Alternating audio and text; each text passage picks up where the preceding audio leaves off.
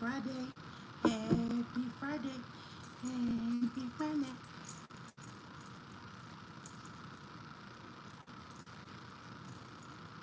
Happy Friday, happy Friday, happy Friday, Friday.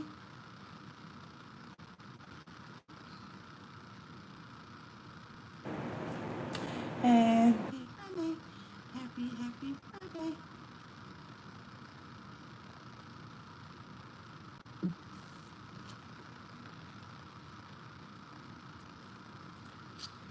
Happy Friday, guys. Happy Friday. Or is it Sunday, Jacob? I'm just kidding, y'all. I know today is Friday, and it's a blessing to wake up to see this beautiful day. Somebody on. Can y'all like it? The person that just came on is showing me one person on. Oh, thank you. Thank you. Oh, you have to go around that way. That was that you that gave that like. That was my daughter girl that gave that like. My daughter girl. Happy Friday. Guys, I hope it's showing 2 people is on. I hope the 2 people that's on is not the demonic spirits that watches me and watches me closely 24/7. 24 hours, 7 days a week. That's what I'm hoping. Yeah, because it's crazy. It's crazy. But all right, I'm going to get started. I came here because I want to read, and I want to read a scripture. So, as y'all know, I stay in the Word. I got to. Like I told y'all the other night when I was sleepy as heck. Y'all was so sleepy, but I was so high in the spirit the other night. And when I come home, I work 3 to 11. Hello, hi, Juan. Hi, God bless you. Happy Friday, y'all. So when I work 3 to 11, I'm always changing. I'm always changing my shifts. When I first came to y'all live, 10/10/24. If y'all haven't watched it yet, please watch it to give y'all some type of foundation, some type of background. But I was working 7A to 7P, and now I work 3. I be all over the place. Let me tell you, I be all over the place. Thank you, daughter girl. She says skin is popping. I try, y'all. I try. Through all this, I be like, God, please don't let me look old. I don't want to look old. But God got me. God got me and my family. But yeah, when I first came to y'all, 10/10/24, I was saying, I was working morning 7 to 8 or 7P. Now I work 3 to 11. I be all over the place with my schedule. And some days I work 3 days, then I go back full time. I just be all over the place.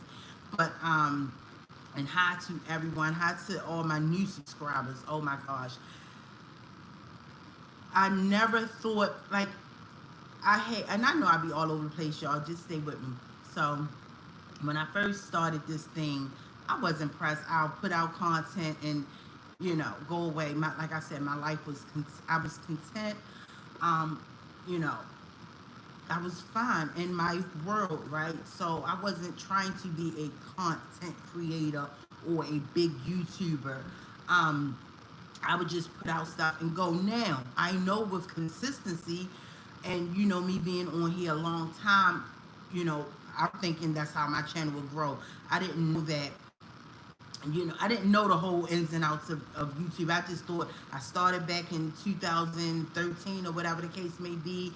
and whatever year was, sometime around that time, and put out content a month or two, whenever I felt like it. I just felt like it would just eventually grow. But so I never was pressed about all the numbers or whatever.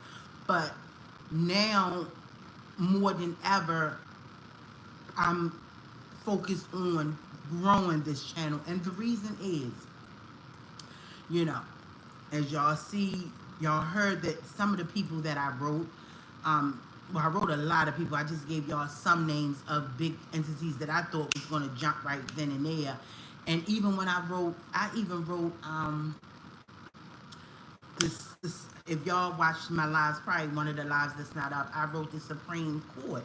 But they sent me back down like, you got to go through your channels. This is what you got to do. This is what you got to do. This is what you got to do. So I'm doing it and still nothing. But so the reason why I'm so focused on growing the channel, because I know when more people, more, you know, a girl from Baltimore, regular old schmegler girl getting followed 24/7, 24 hours, 7 days a week, all day long, non-stop for almost 5 years. And that's how it grows, and that's how it grows. And eventually somebody gonna have to respond to me. And I was even looking at you know, private investigators and stuff, and those things are expensive. And I feel like I'm a United States citizen, an honest, law-abiding citizen. Why do I need to pay for somebody harassing me, for somebody sending the government after me to harass, blatantly harass, stalk, and follow me 24/7, 24 hours, 7 days a week? So I'm just saying all that to say, this is why I know that I'm so big on getting my content to grow, because eventually somebody gonna see it. Some, you know, and even if don't know, if they not responding, one day they're gonna be like, oh my goodness, the whole world is watching her. And I'm gonna get better with the content, far wise as, you know, putting out all the footage that I'm keep telling y'all I have. I just want them to meet me somewhere, meet me somewhere so I can show I got 3 phones. Is it 2 phones or 3 phones full of content? 2 phones, a camera, and a tablet. I got a lot of content. Just imagine the last 5 years. So that's why I'm, you know, big on, thank y'all. You know, I'm pressed about the channel growing. That's all, guys. That's all. If y'all know me from my old days back in when I used to come on fussing and cussing and hooping and hollering, I was something else. But and let me tell you, and I'm not perfect.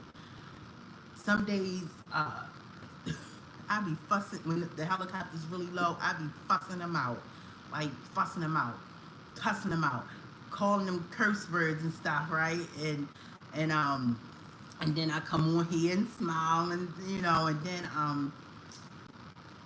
my daughter said, you know, they recording you. I said, prove it then, put it on the internet and show them that I'm cussing y'all out, calling y'all every name in the book, right? So, but I know what I'm doing. So when I'm cursing at them, I know what I'm doing. Back then, this is how God just gradually took it away, because back then when I was cursing, it was just flowing. I didn't even realize. They be like, you stop it all like cussing. I'm like, I was, you know. So the goodness of the good Lord, and I didn't even ask for none of that. It's just He worked on me, y'all. He and still He's still working on me. But yeah, so that's why I'm big on you know, growing my channel. And I thank y'all. Last time when I came to y'all the other night, I was so daggone sleepy, but I was just so hot in the spirit. I came home, washed my hand, and I normally be asleep. Come home about 11:30ish, I like 11:15. Shower, and I jumped straight in the bed, and I never had a problem with sleeping. You know, blessings to all the people who can't sleep at night, but I never had a problem with sleeping. I can jump in the bed and go straight to sleep. But I washed my hair, wanted to read, And God, I was just feeling so good that day, that night. And then coming to y'all in the morning, I'm like, I looked back at it, I was like, I was so tired, sleep all in my eyes, but God is good. But yeah, I wanted to come to y'all real quick and read a verse, and I highlighted this maybe like my time of silence, right? I highlighted it, and I, this is when I knew all this was going on, and trying to be private from it, not even telling my daughter at the time, not telling nobody, right? Didn't even, if y'all know, it was a homegirl of mine that I would send my footages to, and she was just like, it's too much, I can't. So, because everybody got their own problems and struggles and every day-to-day stuff, we just trying to get through to one day at a time, each day, right? So, I understood. So, that's when I came up with, saving it on, where's my little, the little discs. So I save them on, it's already plugged up into the computer. So I save them on that and just try to keep all of it together. And, yeah, so I save them on like these right here. And I still don't delete it from my phones, but I keep them on that just in case, because they be on my phones, y'all. I saved a lot of notes there. Honest to God, my hand is on the Bible. When I tell you those notes are all gone, I said, my goodness, good thing they wasn't nothing bad. It was just like notes, things I gotta do, or writing up a letter, putting up a letter together, and it's all over the place, and I gotta go back and, redo it and make it look good, that type of stuff. And it's gone. If God is my witness, it's gone. And I'm like, how do you know? I've never known notes to be deleted. I remember I sent, somebody sent me their social. So my cousin sent me his social, and to, clean up his, he trying to get his life together and want to straighten up his credit, and he sent the social. Every time he would send it, it would delete. It would not, and I would see it. I say, okay, I see it. It's in my text. Let me open my phone. When I open my phone, it's gone. I can tell y'all some stories, and saying these type of things, it sounds so surreal, right? And it sounds like it's really unbelievable, but this is happening, and this is what's keeping me grounded. I'm telling y'all, my focus on God's words, my focus on His promises, I just stay so, I have to because there's so much going on in my life. And like the other night when I came to y'all, I was literally telling y'all that day I had to go all the way out, and being as though this was like a highway, looked like I was going to in the middle of nowhere. 5 helicopters was just on me. I mean, airplanes. And it sounds so unbelievable. And I have it in my phone. I do have it in my phone or whatever to show. And then it was that one helicopter. They was just going crazy, like following me, and being as though I was like on a highway, like looked like I was going in the middle of nowhere. They were comfortable with it, like there wasn't really no other cars, and it's just crazy. And me telling y'all that the other night while I was smiling, y'all probably be like, this girl is, what is, it sounds so surreal, right? But God, He knows the truth. He know I'm coming to y'all, telling y'all the truth. Like I said, even if I was going through anything, if I was doing anything illegal, anything, I wouldn't even be here with y'all. I wouldn't even be like telling y'all this is, what's going on. I would not. It's nothing. Y'all see my stories never switched up, and it's been consistent. And I have no reason to lie. And I will say, I will stand by this. It didn't start It did not start until my back and forth. And I can even go even further. One day when it first started, I'll never forget. God is my witness. And I like using God in it because this show, don't play about God, God don't, I wouldn't put him in the midst of this story if it wasn't real and if I wasn't telling true accounts. I remember when it first started. I got in from work. I got in from work and I I was living three residents. This if y'all know anything about me back then, I was buying my home. So I bought a home when I was like 19. I since then sold it. And I was getting out of the car. It was a black fancy car. I mean, this car looked like one of those black shiny Lincolns, right? And white handsome guy. Oh my goodness, this white guy was handsome. Looked like he was 35, 36, no hair on his face, clean cut, coal black hair. And he took a really bright in front of my door, like, so I lived in a row home, something like this block right here. He was like the fourth house park. And I got out the car. We stared each other. It wasn't no tinted windows or nothing. It was, we looked at each other in the face. I looked at him, he looked at me. Straight face, no smile or nothing.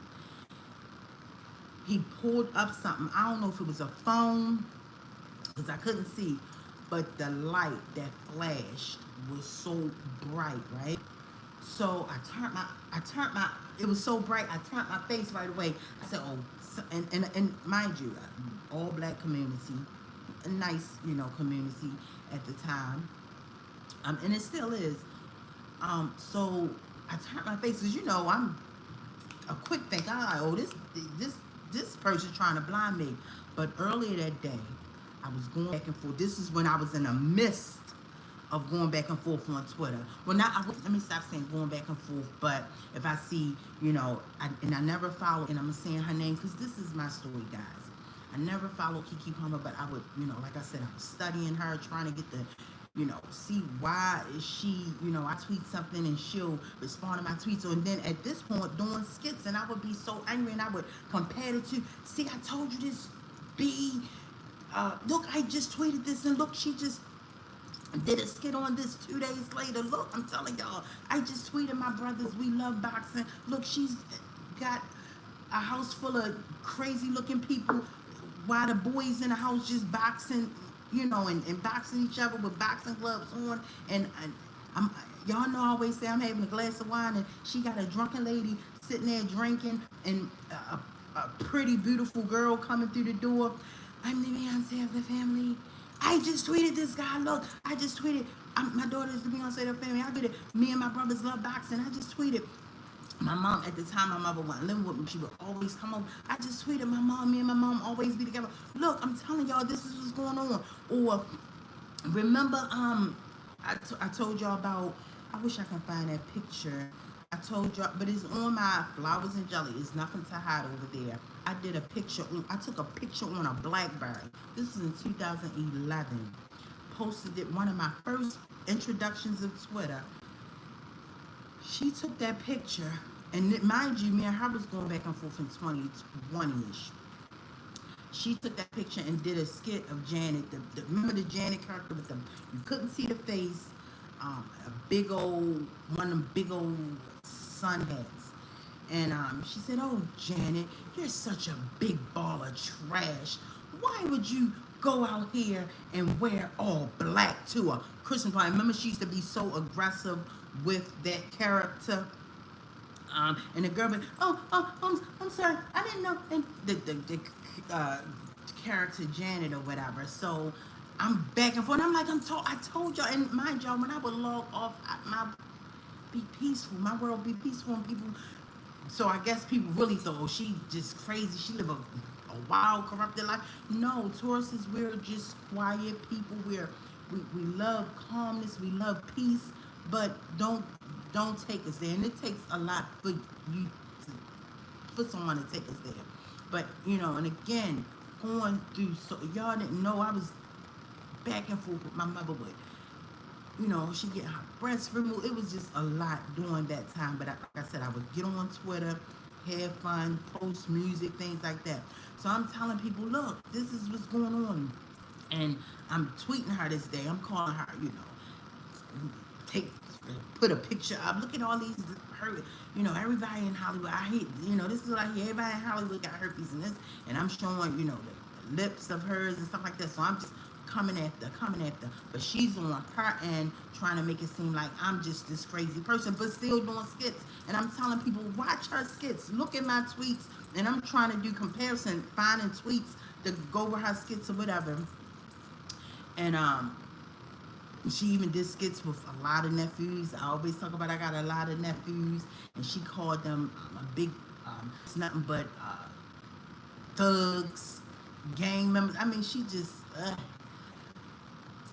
but this particular day, guys, earlier that day, I was showing her like, look at this crazy demonic person, y'all. She evil. Don't look at the laughter. Don't look at the what she tries to present to us. This girl is really suffering with some type of mental illness.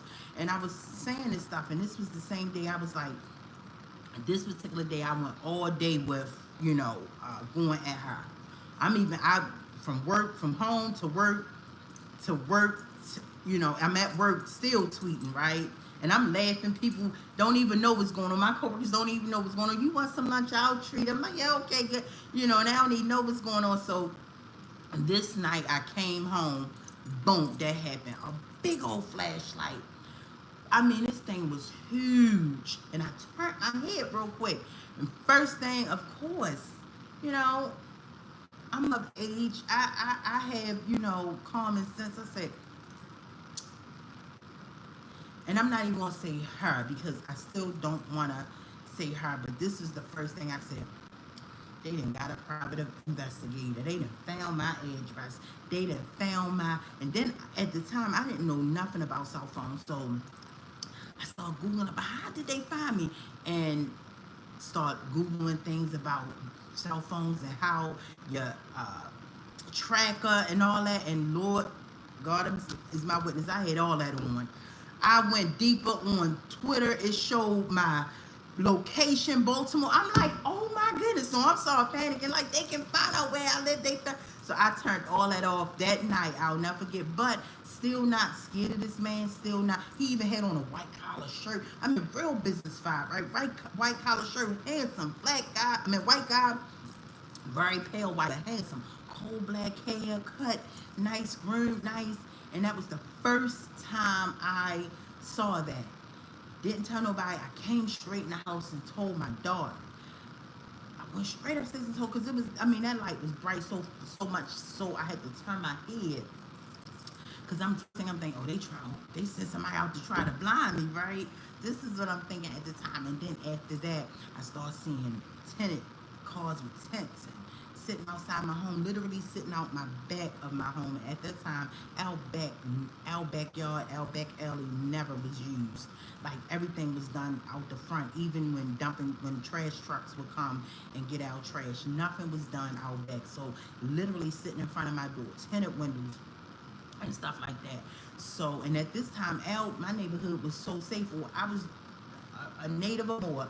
All right, I never had a camera. Like we never had surveillance cameras, So at the time I didn't have surveillance camera, but I would just stare at it. Nobody would. For hours. I would even have my mom boyfriend at the time, well, fiance. He like a stepdad. He been in our life for years. Passed away. Blessings to him. God bless his soul.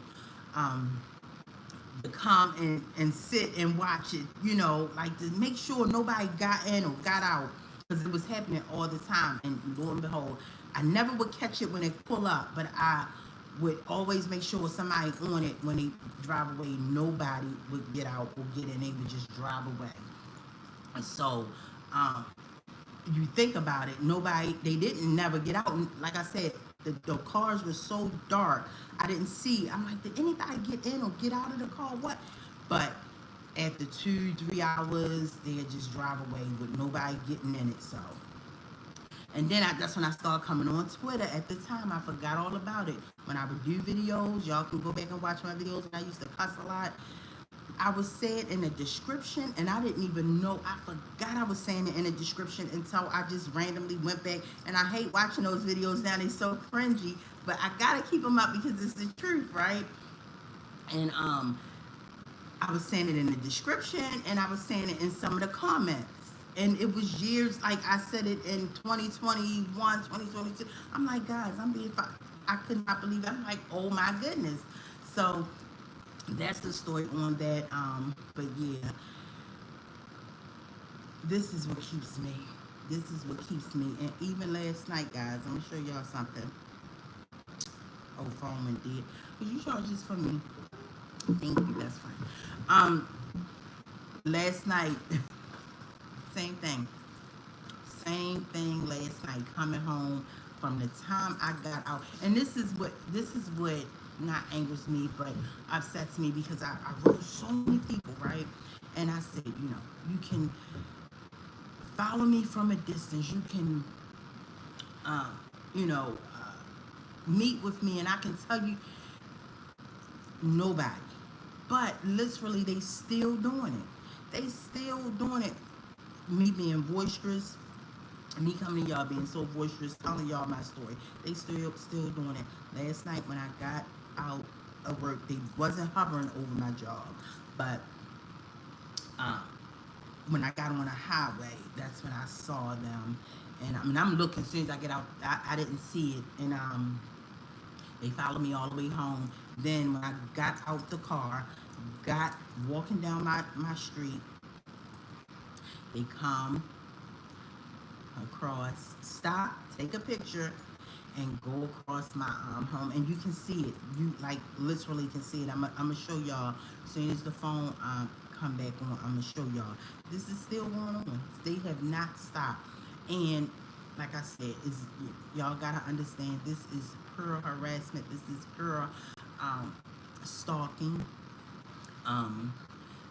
harassment, and because, like I said, we know an investigation, they would not be so in my face, right?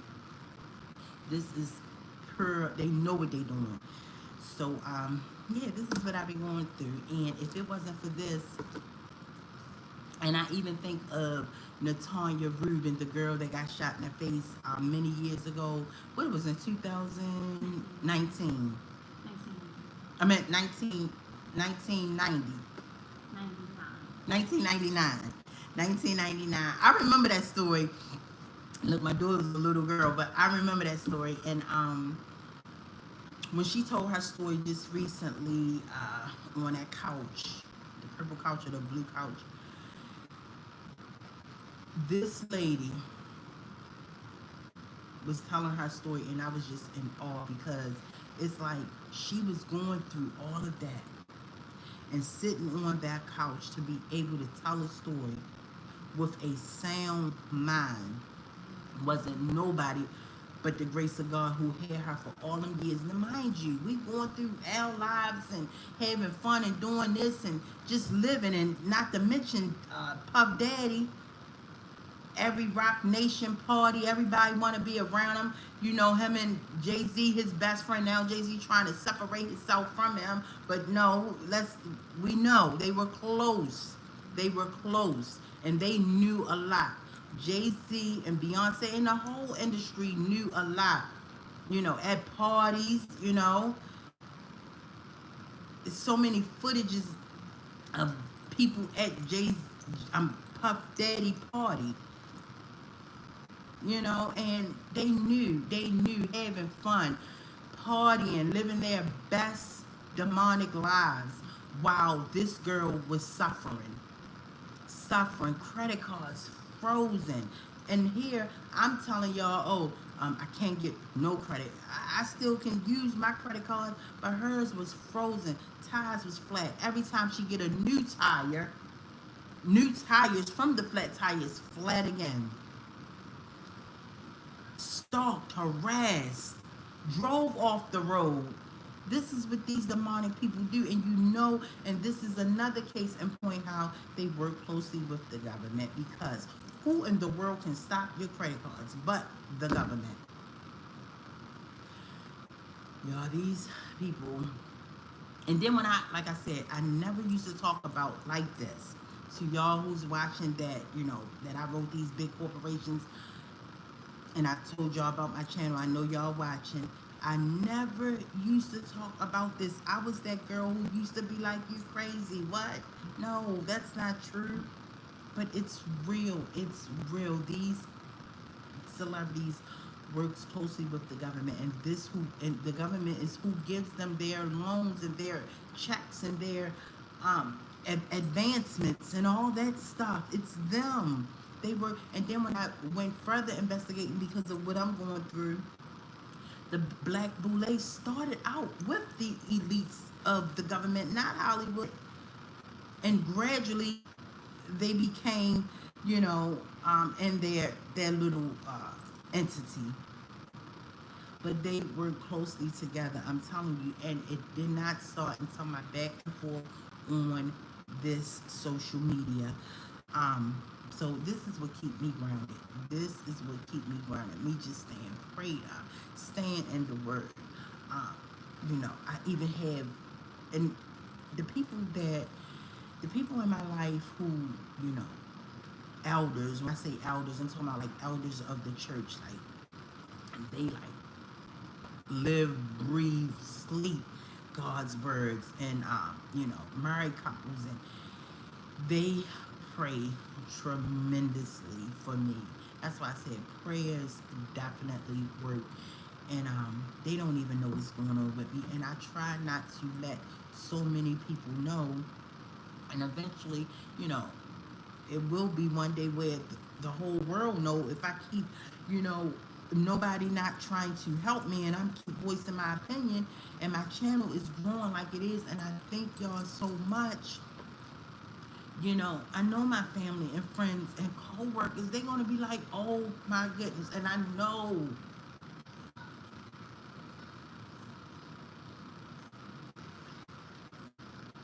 Y'all, sorry, I just cried out.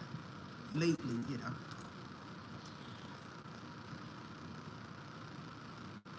one day, when my co-workers see this, they are going to be shocked. One, because, like I told y'all, I'm just that girl that always make people feel good, always laughing, always just having fun, Never a dull moment. I don't like I like to make people feel good and just, you know. The first thing they're going to think about when one day they may see this, those low-flying helicopters, 11 o'clock at night, coming out. And mind you, my job not even in no ghetto. Like everybody say, you from Baltimore, you from Baltimore, you from... Like in the county area, quiet. All right, these homes are 2 home garages, 3 home garages in that neighborhood. To see those helicopters flying like low, whereas though I don't flinch, but my coworkers flinch. They duck, they look up, then they just stare at me like, because I guess they stare as if, why you didn't see that? And I'm still trying to talk to them. Yeah, girl, so I'll come in tomorrow. I'm off tomorrow, but I may come in tomorrow, and just still trying to, I know they're gonna go back to, wow. So, yeah, but this is what keep me going, guys. This is what keep me going, and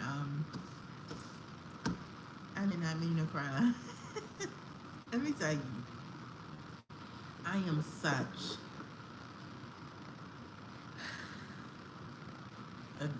a jolly person, and even it's so funny because even back when, if y'all watch my old videos, I used to be such a fun, soft, caring person. But growing up around nothing but boys, right? I never cried. That's why my brother said, "Yo, I'm not, yo, you too much." And not he, guys. I understand. I understand that. I totally get it. I can't explain it. And he saw my live and he see what's going on, but he like, I can't. You cry too much for me, and then that's it. Like, bro, hey, like, come on here.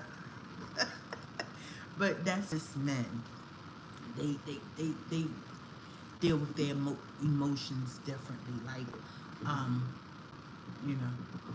Okay, phone charge. Okay, I can say, mommy,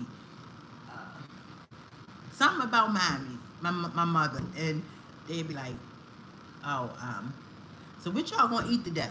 Like, what?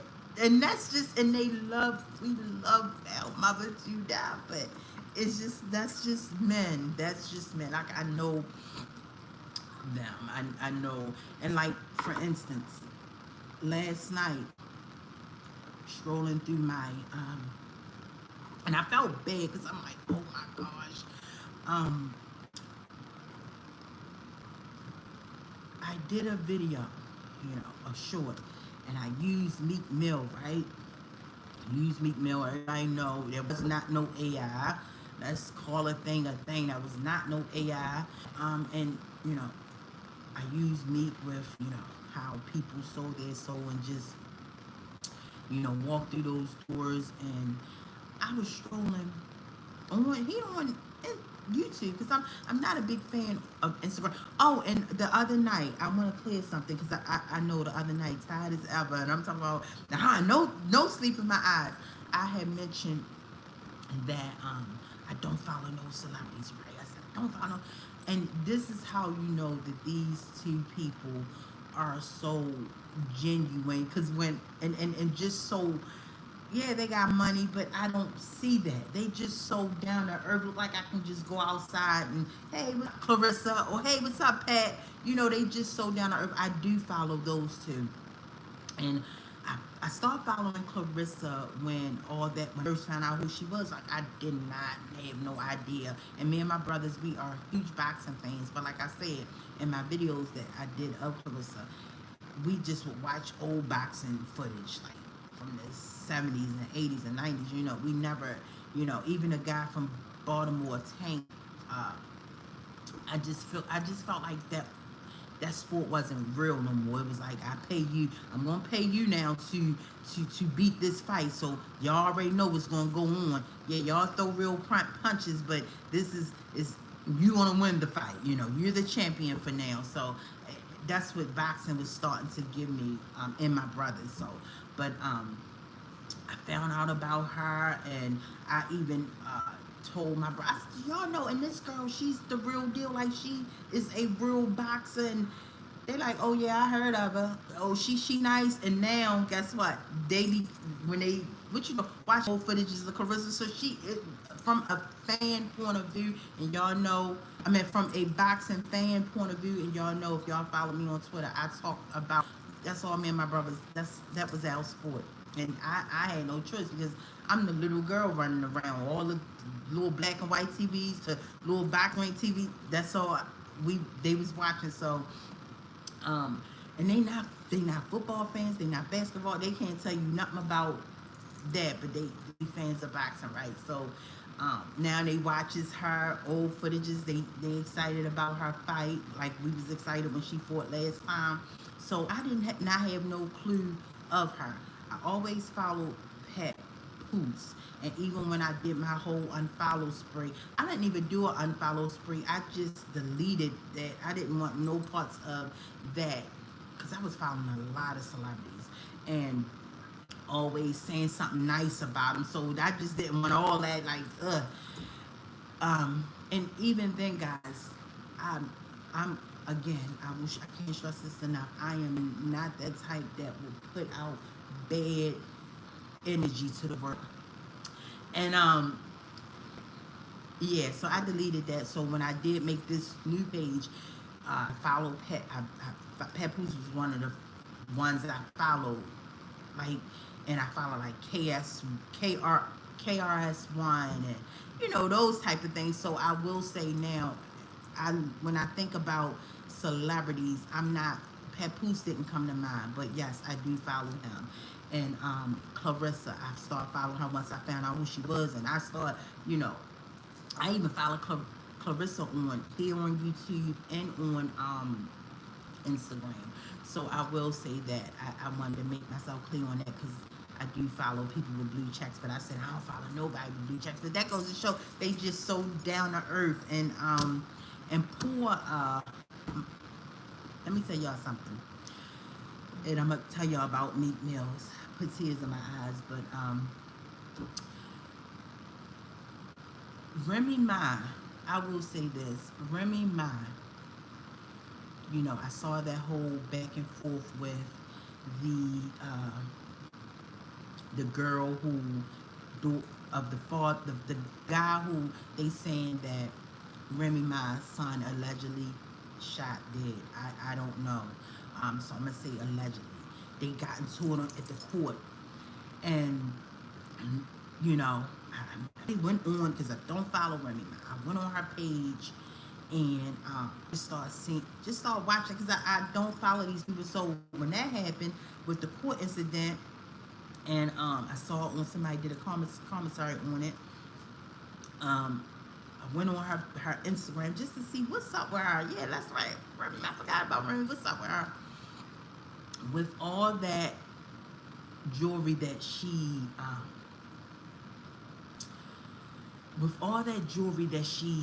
stunting, and I'm not gonna say stunt, even though I'm like, wait a minute, Fat Joe wife. I used to be a big fan of Fat Joe, not no more, and not because of this allegation or what's going on with him. I used to be a big fan of Fat Joe. I'm gonna tell y'all a story about Fat Joe. He came here for one time, and I used to tell him that all the time. Like, you came over one time, and what's the other one too? Big Pun. They came two different times. Did y'all know Remy mess with Big Pun? Yes, and his bigness and his big. She used to mess with Big Big Pun. Yeah. So I don't y'all may know this story. Oh, he found her. She was coming out of school and he found out she can rap. No, they used to mess around. Before Papoose, she met Papoose or whatever. But that's not where I'm going at with that. But anyway, look, y'all, let me tell y'all something. If y'all see me, let me tell y'all, I got a channel that's coming. Thanks to Clarissa Shields, she is so inspirational when it comes to working out. I'm like, I'm gonna get fit like that. But y'all know when I scratch something, I go like this. And the other night I was telling y'all I got insecurities. My arms. Woo. Woo. She is so inspirational when it comes to natural fit bodies. Guys, like, who would not want a fit body like that versus a big old large behind sitting in the back of you that they say smell. I asked my brothers, I don't know, BBL smell, but they saying I don't know where they got that from. They said maybe the girl just dirty. To be honest, y'all know I hate BBLs, and I would be glad to say, yeah, they stink. I heard they stink. Every guy asked that, had their little fun with them. They said it don't think maybe that person is not wiping right or just a trifling person, but they said that they don't stink. But so I made a whole page of unbig my back, but it's my arm. So that's why if y'all see me scratching, I go like this because I don't want to show y'all my arm. So I be like, where was I at? Because I got so much I want to talk to y'all about really quick though, because I want to show y'all a video. So Remy Ma, she is so unfortunate what she's going through and all. And like I said, I was a big fan of Fat Joe, so I follow his wife, you know. And and that was just me. I was that girl who loved, like I didn't resent it. I loved it. I was love to see it. I was always posting people when they look nice. So that's why I don't know who was Beyonce talking about when she said miserable and unhappy. Just because I'm trying to talk to maybe a young girl who followed me, that young girl following me for a reason. So I'm giving them the knowledge that I know. I'm not talking about you wicked celebrities when I say you shouldn't get a BBL. We know you got a BBL, Beyonce. Or when I say you shouldn't get tattoos or I'm telling y'all from experience. You know, you see a fit body. When I see Clarissa and her fit toned body, that's inspiring. How a BBL could be inspiring to y'all. That fat don't even belong in y'all butt. And then this is why they gotta get it lift up. Butt fat and stomach fat are two different fats. You touch your stomach, it's jiggly. You touch your butt, it's hard. So you putting that fat from your stomach and your butt, of course it's gonna fall. That's why they gotta go and keep getting it lifted. And then as they keep getting it lifted, it keeps getting bigger. It keeps getting bigger because they gotta keep that stuff maintenance. That's another whole story in itself. So what I'm saying is, when I went on Remy Ma page, I saw, you know, her flashing all her jewelry, and you know, she looking that what appears to be living her best life. Let me tell y'all something. From someone who saw that lifestyle, like, and y'all know when I say lifestyle, like the 80s, the early 90s, it was like this stuff I see now on this in the celebrity world. It's like I was next to all that, you know. Without getting, you know, shifting, I was just thinking like, wow, we had some fun times, me and my brothers and family and stuff. But when I see Remy and I saw her flashing all that jewelry and looked to appear what looks from when we look at her, if a young person look at her, look like she living her best life, that girl is unhappy. Remy Ma is unhappy. Remy Ma is not happy at all. She let her flesh get in the way of for seeing this young guy for whatever reason she thought was attractive, or he got in her ear, and I hear this a lot. When you've been married for a long time, and this from married people that I know, when you've been married for a long time, look at my aunt married to her husband for 45 years. I said, you know, one of the questions I like to ask, like, how did it last so long? They said, not easy. A lot of these boomers and, you know, around and stuff that live that marriage life, they say it's not easy. You know, I remember my aunt say, I woke up for a whole year just hating everything about him. Just up and just start hating him. Don't touch me. Like, if you want to go out and cheat, go out and cheat. Like, but she said, that's a part of marriage. And that's why I say through good and bad, sickness and health, you got two human beings living together 24 hours, pretty much what the Bible say as one. It's going to be times where that's why people make men caves and women caves. Look at, before I get on that subject, I was going to say, look at Snoop. You know, when I used to follow Snoop, and him and his wife is thriving today, and we all know what he put her through. We all know what he put her through. And I look at they thrive and they made it work. They both look happy as ever together now. I'm sure they made it. They had to go to see so many counselors and marriage counselors and stuff like that. But what I'm trying to say, Remy Ma is not happy. I don't care. All that jewelry and fly and flashy. I know this guy, if y'all from Baltimore, his name, he's locked up. I heard he's dead now, but he was like a millionaire. His name is Tommy Lee, from Baltimore in the 80s. And he in assistant living now. See, that's what I said. Millionaire. He was a millionaire. And I remember 1990, 1991. I remember he called, somebody gave him my brother, my mother's number, and called my brother. And I was like, oh my God, because I used to run around, and rich, And well, I used to run around the house.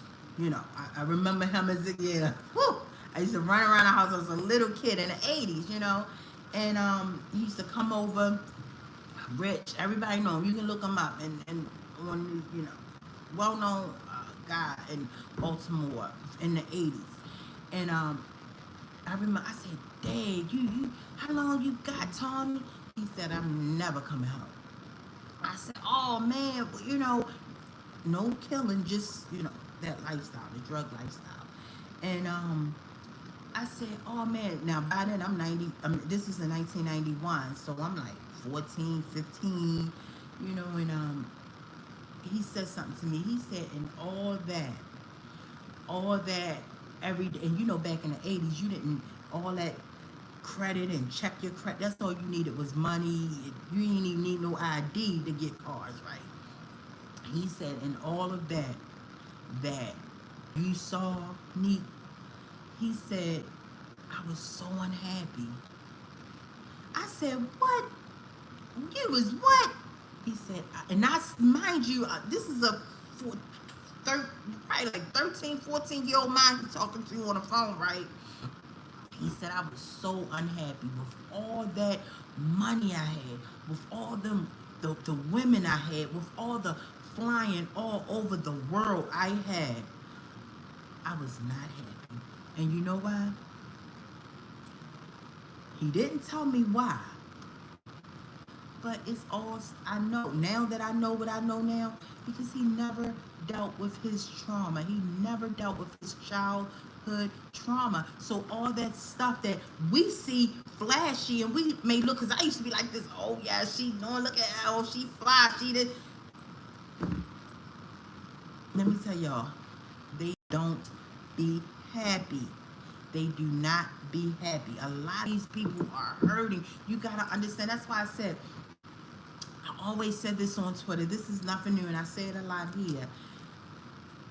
When they take off all that jewelry and the face, the makeup and the filters and stuff, they got to look at themselves in the mirror and they see hurt and pain because they got all this wealth and riches at a young age when, when you, just remember when you was in your teens and 20s, how, for me, I felt like there was no tomorrow. Living my best life, having, going to work.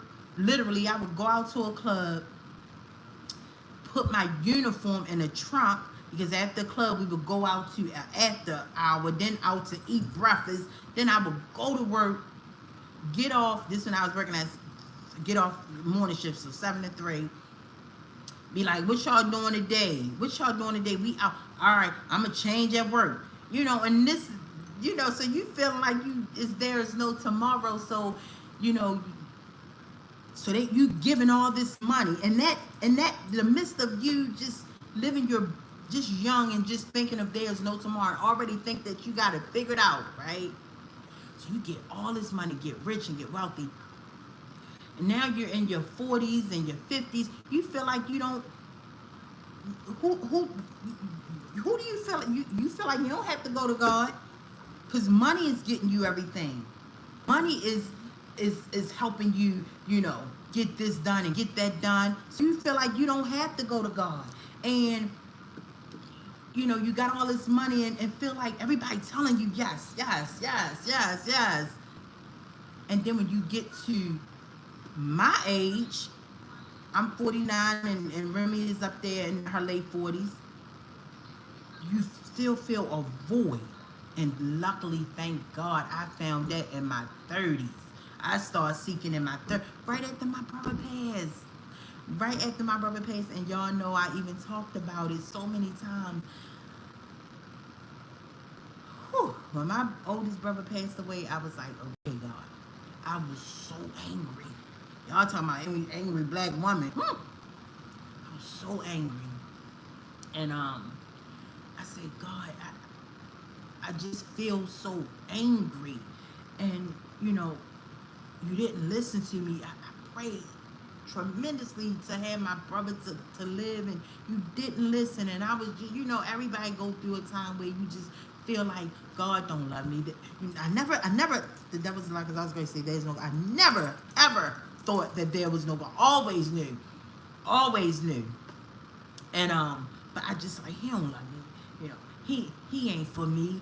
You know, he let my brother pass. You know, and oh gosh, like, so I started becoming angry, and but being as though I knew God, I said, well, God, I don't want to go through this life angry. I gotta, you know, a lot of people to look up to me, the younger people in my family, you know, nieces, nephews, my little cousins, you know, who looked up to me, that's now, you know, young ladies and men, and, you know, help me to become better. And it's so funny because when I think about, I start craving my history and wanting to know about my history, and with that, with me doing all that, thinking I knew it all. Oh, that was the end, right? And look, and still here we are, still got growing and knowing, still learning so much. But at that time, that's why in my first life I thought I knew, but I had no idea. I thought, oh, it was the end of all. I know who I am, a proud black girl. I come from royalty. I come from, you know, greatness. You know, we was not just slaves, it's just getting water hole, because that's what they taught us in school, you know, and they put those images in front of us. That was traumatizing, you know, on a the projector, and seeing, and then my teacher, you know, and he was white, Mr. Swan, white. He looked at like Scooby Doo. The guy who was the owner of Scooby Doo looked at Shaggy. He looked at just like Shaggy, right? And he used to be just enjoying telling us, and I used to be like, but why were, because you guys were slave, and you got, and this is what the government had them to program in our head. So eventually, mentally, we would think that we are nobodies. We second best, and it was so unfortunate. And then seeing that trauma, to come home to more trauma.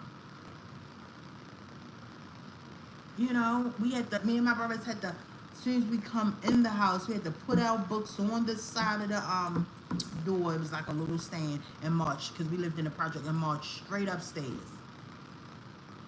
March straight upstairs. Put on our night clothes. Might as well put on our around lounging clothes, because that's where we had. You know, and this was summertime when school first started. I can remember school first started, and people change their clothes, come outside and play. We had to be, but that's another whole story in itself. God is so good, and look, me and my brothers, we're thriving, and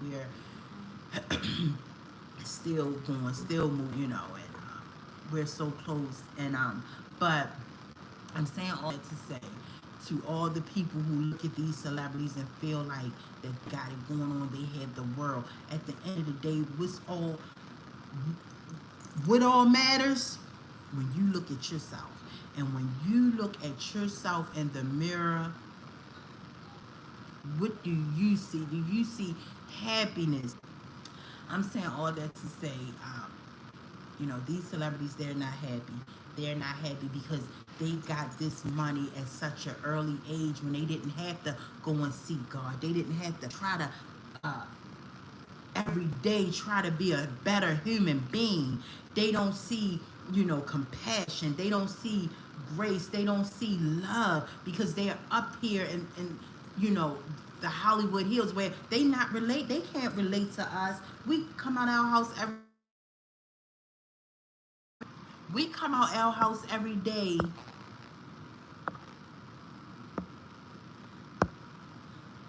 We come out our house every day and see pain and struggle. Even in Baltimore, if you just heard in Baltimore, I can't see y'all, but I don't know if y'all can see me. Somebody just tried to call me. Let me see something. Do not disturb is on, so I don't know how that call came through. Um, how do I go back? Because the screen black. Somebody just tried to call me. So how I go back?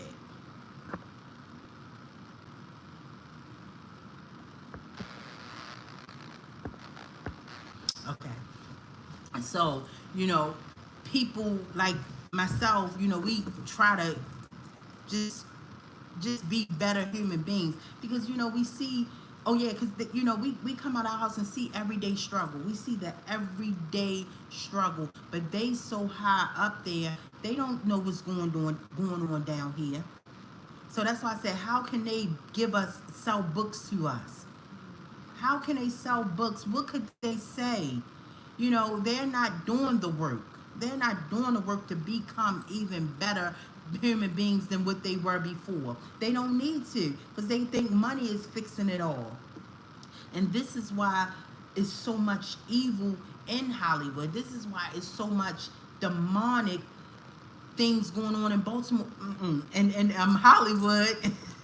I'm because I want to talk about what happened just last night in Baltimore, in Hollywood, because they don't have this and they feel like they don't need this, and that's why you see people like Solange practicing witchcraft. Like, girl, you what are you doing that for? For what? Who are you scaring? Do you know? Don't even those demonic witchcrafts got to answer to the Lord and tell God. Do you know that? So don't set mess she because I rebuke it. Whoever she was doing it for, I rebuke it. Witches, this is why I said, and this was on her. I just saw some. I think her name, the Down Low or something like that. She did commentary on it because y'all know I don't follow these people. That's how I see what's going on. And let me tell y'all something. Don't get, oh my goodness, she don't. I rebuke it in the name of Jesus. Name of the Father, the Son, and the Holy Ghost. Because guess what? They have no authority. Those little dolls she posted and all them crystals. I just did about all that sage they do. I just did a video on that. It's so great. Y'all pick up the word. Pick up the word. And don't say, well, y'all who's watching me and see what I'm going through, don't look at it like, oh, look, he ain't saving her. Listen, God never said that the weapons wouldn't be formed. He never told us that. That was not his promise. He said that they would not prosper. So with all that's going on, I'm going to continue to keep my faith in God. And this, and to all the ones who may think that, because I do get a lot of people who say that in the comments, I will say this. Look at me. I'm saying, through the grace of the good Lord, because what's going on with me 24/7, y'all don't understand. I think y'all do understand. I gotta start showing y'all. Gotta start putting this content out so y'all can see the severity of it. The severity of it all.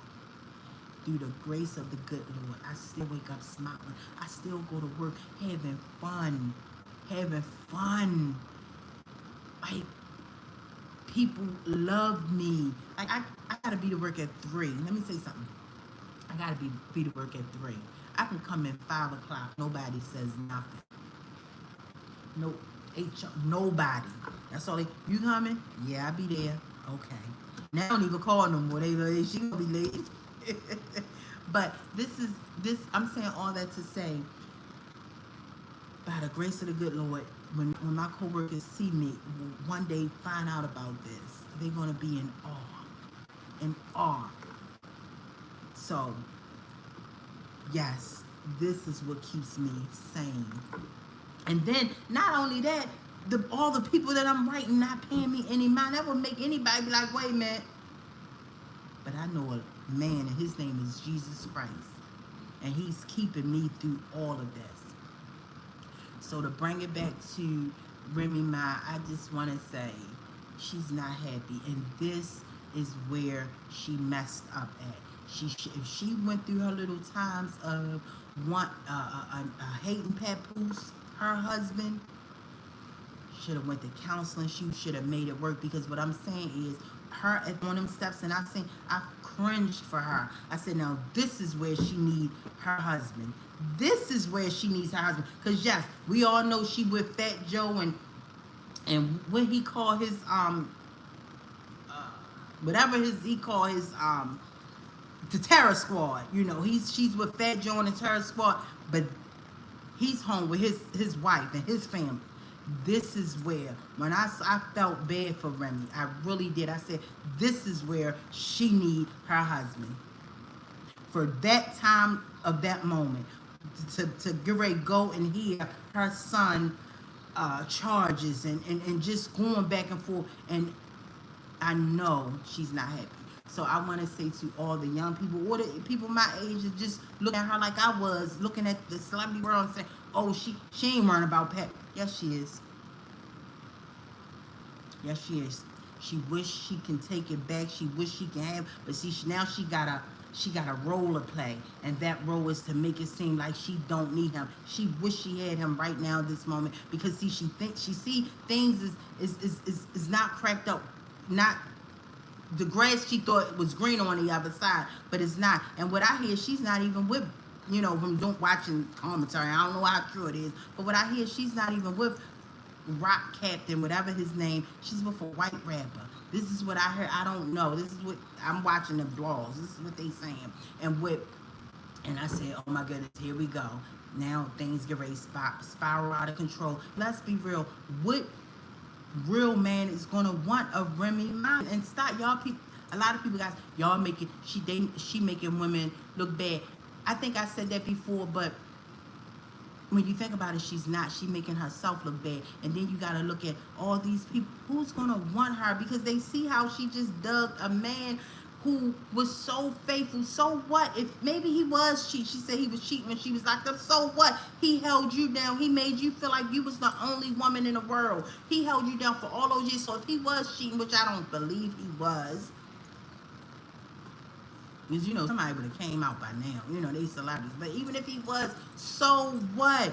He held Remy down. She should not have let that rapper guy mess up her relationship, with marriage with Papoose. And then when Papoose, I heard the live when she said, now you mess things up. Like, girl, said, this is my case in point. These people are messed up in the head. If somebody say, Neek, I'll give you $10 million, but you gotta give me your peace. You gotta give me your soul. I would say take that $1 million and shove it. I wish I would. To gain the whole world and lose my soul. These people, they got all this money, and it's just they need Jesus. If any of y'all celebrities, and I know a lot of y'all celebrities watch, if any of y'all celebrities find Jesus, that little witchcraft mess you do don't phase nothing. And you ever heard my mother used to always say, you dig your ditch, you're gonna fall in it yourself. And this is why, and I know I'm back and forth, but this is why the large salon, but probably now we see why her husbands be running. Or even on her wedding day, she married that guy, that photographer. She broke out with all these red hives. I said, on your wedding day, you think? Up there studying witchcraft, then posted like somebody was scared. Girl, go ahead. Go ahead.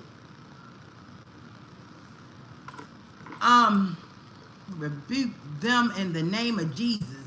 The mother, starting from the mother down to those evil little sacred witchcraft looking Bibles. But my heart goes out to Remy, man. My heart goes out to Remy. And this, you know, I'm not labeling. I looking at, no, she really needed her husband, and I bet she is really going through it, wishing she could have Pat. And then he's online with his girlfriend Clarissa, and they are doing great, looking happy. I mean, like, Clarissa, she making me want. I say, I'm getting in shape. Watch, I'm getting, like, she's my inspiration to get in shape. Like, oh my goodness. But and I have been working out. Like I said, the weight has been coming off.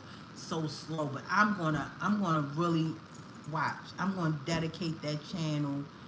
She's inspiring me. Her body is fit, and I ain't even trying to get that small. I just want to be fit. But yeah, my heart goes out to Remy. That is just, I felt so bad for her on that courthouse, fussing with that girl by herself. And you know, if Pat was there, he wouldn't even have he would have had her go right in that building. It was like he was her calm. She's missing him right now, guys. She is missing Pat Poose right now. My heart goes out to Remy because when she take off all that jewelry, guess what? Empty. Feel empty. Feel empty. And what I was gonna say, that pink, when I was on her page the other night, she had like a pink diamond watch. I said, wait a minute, that looked like that Joe wife watch. I don't know. I remember she used to wear that when I used to follow them. So, but yeah, guys, because that's Terror Squad ain't helping her right now. She needs love. She needs her husband, and you know, now he's moved forward, and now she's ready. I hope she just take the time, because even if it's true that she's not with that man, she's not with Black Rapton Captain guy, and she's now with a white rap I saw. That, you know, they showed all these pictures of them out different days. He's not going. That's not going to be. They're not going to be together long. And what's going to happen? She's going to start having all these different men, and then before you know, her life is going to be spiraled out of control. If I can give her any advice, and not saying that I've been through it, not saying that I've been through it. God, thank God for my brothers, man. Can't nobody say that, you know. Neek respected herself. If that Neek respected herself, but I will say, nobody can ever say that I, you know, didn't respect myself. Yeah, thank you. Yeah, nobody can ever say I disrespect myself. I always had a, you know, respect for myself. The one relationship that I was in for a long time. Now, you know, he may have been a a-hole, but yeah, but God is good, you know, and that's what it's all about. So if I can say this to her, not saying that I've been through what she's going through, I would say if she could just, if that is true, and she not messing with that rapper guy no more, and she's now with the white rapper, and I know that's not gonna be long term, I would say just stop, take a deep breath, and start searching. Start searching your heart. Start asking God for answers. Start, because you're gonna forever feel that void. And we know these celebrities, they not into God's word. They always speak it. They always talk it. God this, God that. But let's be real. The world that they're living is too fast paced, and then they're in the demonic industry. So we know, you know. So yeah, I would tell her just take a step back.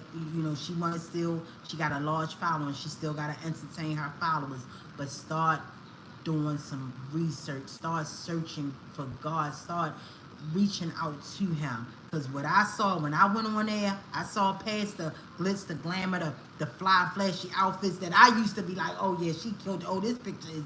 Oh, let me screenshot this. I gotta get this shirt. You know, I see past all that, and I see a hurting, empty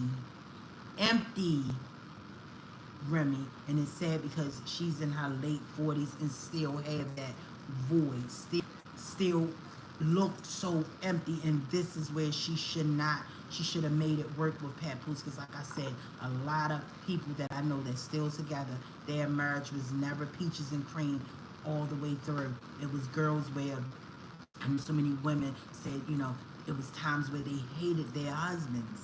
They hated them and didn't know why. They just woke up, didn't want to touch them. And then before you know it, some of them didn't see, you know, and I'm not going interviewing people, but this is just stories, you know, you hear. I've been on this earth for 49 years. I didn't see, I didn't have therapy. I didn't see counseling. I just woke up one day and was in love with him again. And it makes sense. It makes sense. You're going to go through ups and downs. That's why I'm saying for better, for worse, for ups and downs. Some people went to therapy. Some people went to therapy and back in love, So you're going to go through that. But don't, to all the people that out here that may be married, or looking to get married and thinking, oh, you see one fine looking younger brother and you want, no, you're gonna go through your ups and downs. I say communicate, let him know, like, she should have went to Pat, like, look, Pat, I'm not feeling the love, whatever the case may be. I don't feel like I'm in love. Let's go see counseling. I do believe he said they tried that, or he wanted to do that, but she should have made it work, because she's gonna go through it. Remy is going to go through it. Then now with these allegations, because we already know that, let's be real, what career? So we know, well, for me, being so I used to be big fans of Fat Joe, we know that Terror Squad was holding her down. Even in one of them watches, I said, wait a minute, that look like his wife, Fat Joe wife watch. But, she in the family. I'm sure his wife, yeah, you can hold that to go out, because what music? How she, so, what I will say is, now with the lawsuit with Fat Joe, I'm sure he keeping his money tight for lawyers, and this is the time where she need her husband, but it's too late now. It's too late. And then I gotta hear how the music is gonna be, because it's like, Oh, and then when Remy was saying, Pat Pooh, this is what makes me upset with women. And I'm so glad I have a mentality, right? Growing up around men. Soon as they break up, she said he's broke. I think they say she put out his headline all the way back, or whatever the case may be. How can he be broke when y'all was as one? So if Remy had money, she should have automatically feel like Pat Pooh's got money, even if he was broke, which I don't think that was the case. I think she was just trying to make Clarissa. She wanted this man to be on his own, like, she is, right? So I didn't believe that for 1 minute. But how could you sit up here and say that just made herself look even more crazy? You saying, Remy Ma saying Remy Ma saying Papoose is broke, but they was married. I didn't want him. He's broke, but y'all was married, so y'all were as one. Well, I think they still is married. So he wasn't broke, because if you saying you rich and you wealthy, then he was rich and wealthy. So this is what upsets me with, or what was it when they first broke up? Because this when I was doing the video on them. When I first found out about Clarissa, oh, he like fingers up his butt. Like, stop. And this is what women make, makes me upset with black women, with that type of stuff. Don't try to diminish his character because you are looking crazy. So yeah, yeah. Oh yeah, and I used to be a big fan. Then I'm gonna talk about. I was going to talk about what made me become a who. I saw past. Yeah, I'm gonna talk about it. I saw past. I know Fat Joe is not black, right? He's everything but black, and we let him say nigga and those words and stuff. But I really liked Fat Joe, and I used to always tweet him on Twitter. He was one of the people I used to tweet, say, Fat Joe, have a great day. Oh, you and your wife look beautiful. You, your wife, and his daughter is, I think, birthday same day or same week or something like that. So she had Taurus too, right? And I remember this one, Fat Joe was Fat Joe. And one of my cousins, he was trying to, take his money and do positive and try to open up businesses and stuff. So this, this is back then, everybody young, living life to the full. He wanted to become, now he's a successful business owner. But this is when he was trying to figure out what he wanted to do. So he called himself being a promoter. and he had would get people, pay celebrities to come and perform, and he got Fat Joe. First, he got Big Pun. Big Pun. Let me say, that's all his request was, to have I think it was Royal Farms, some type of chicken. I want to say Royal Farms or KFC. I think it was one of those buckets, and he sat there. Big Pun sat there and ate that big bucket of chicken by himself. He had an entourage. Big Pun. I was in shock, and back then I wasn't this size. I was, and smaller then, but I was just like, wow. But and then another occasion he booked Fat Joe, so they didn't come together.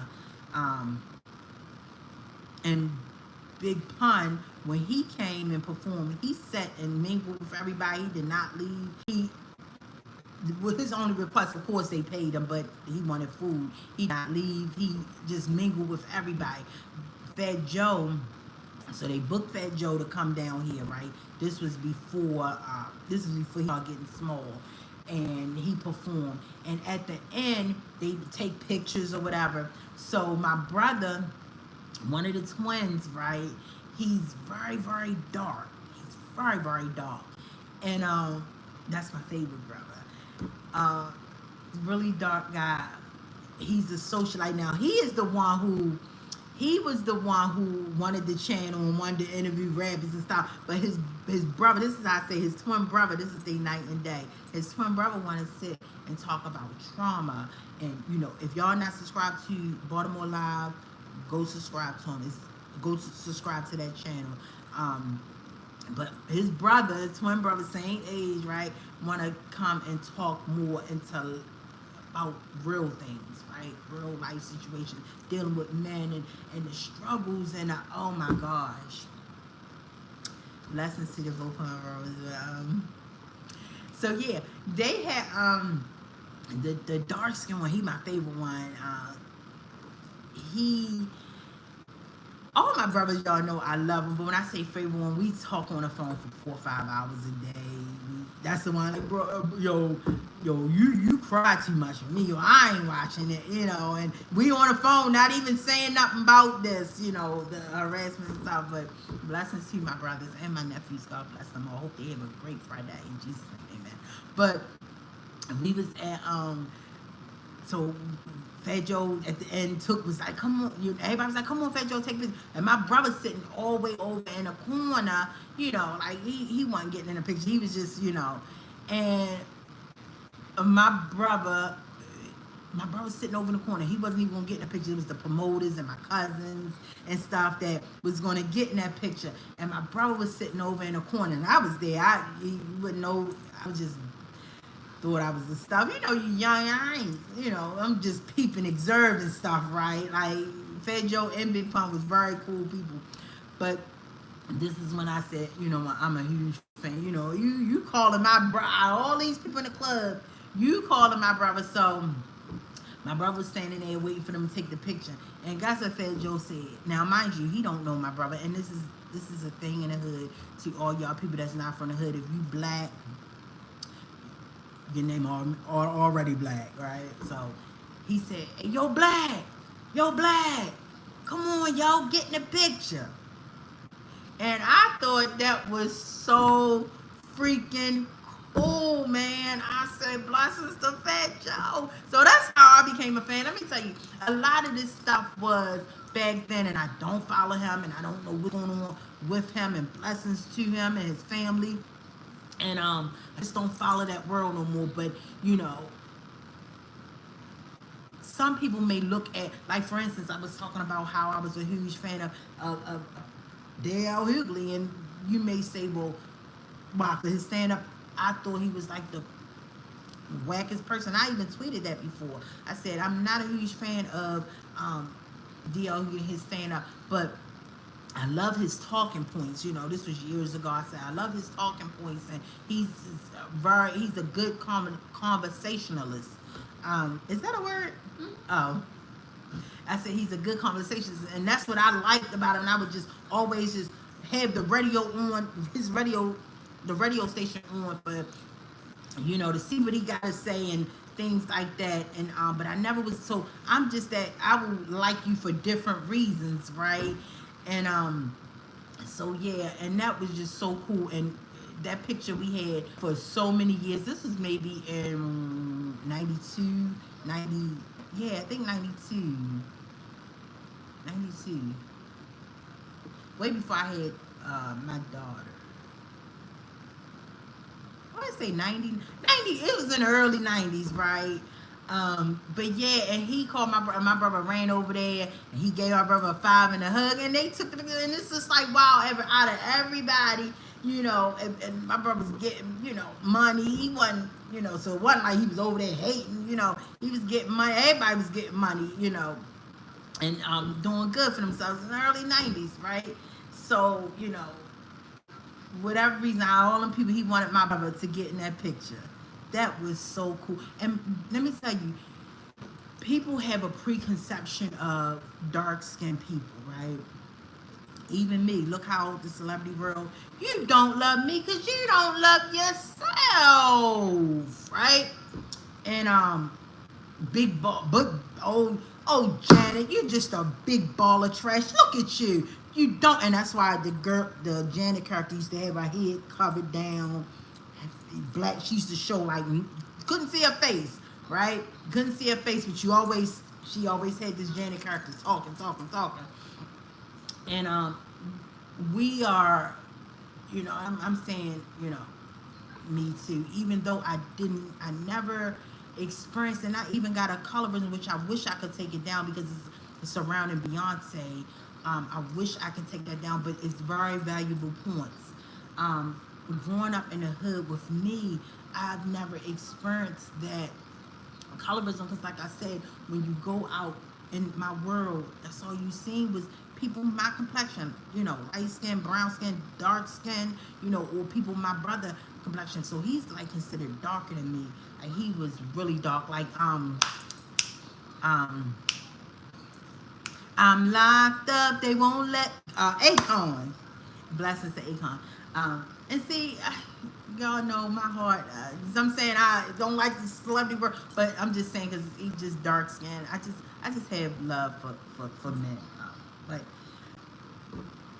I'm saying I can't stand these celebrities, but I don't follow them no more. I care less about them, but and what they got going on. But I'm thinking of my brother and just, but Akon. So he's dark like Akon. You know, Akon darker than me, and for him to see my brother and call him over there and gave him a hug and like, yo, come on, get the picture, black, you know, and that was Fat Joe. But you know, you look at people like my brother, who, or even me, like I said, they had their own preconceptions of me because they saw a dark skinned face. And before I had the Janet character, before I had the picture of Nina Simone on my Twitter, I did have my face, right? And they saw a dark skin and just start thinking all these unfriendly, unpleasant things. And I'm so far from the opposite. Like I said, content, happy, love to see other people happy, all that, right? And you see people like my brother, and automatically you think like not good of him, right? Because he a dark skinned guy, right? And he went through that a lot.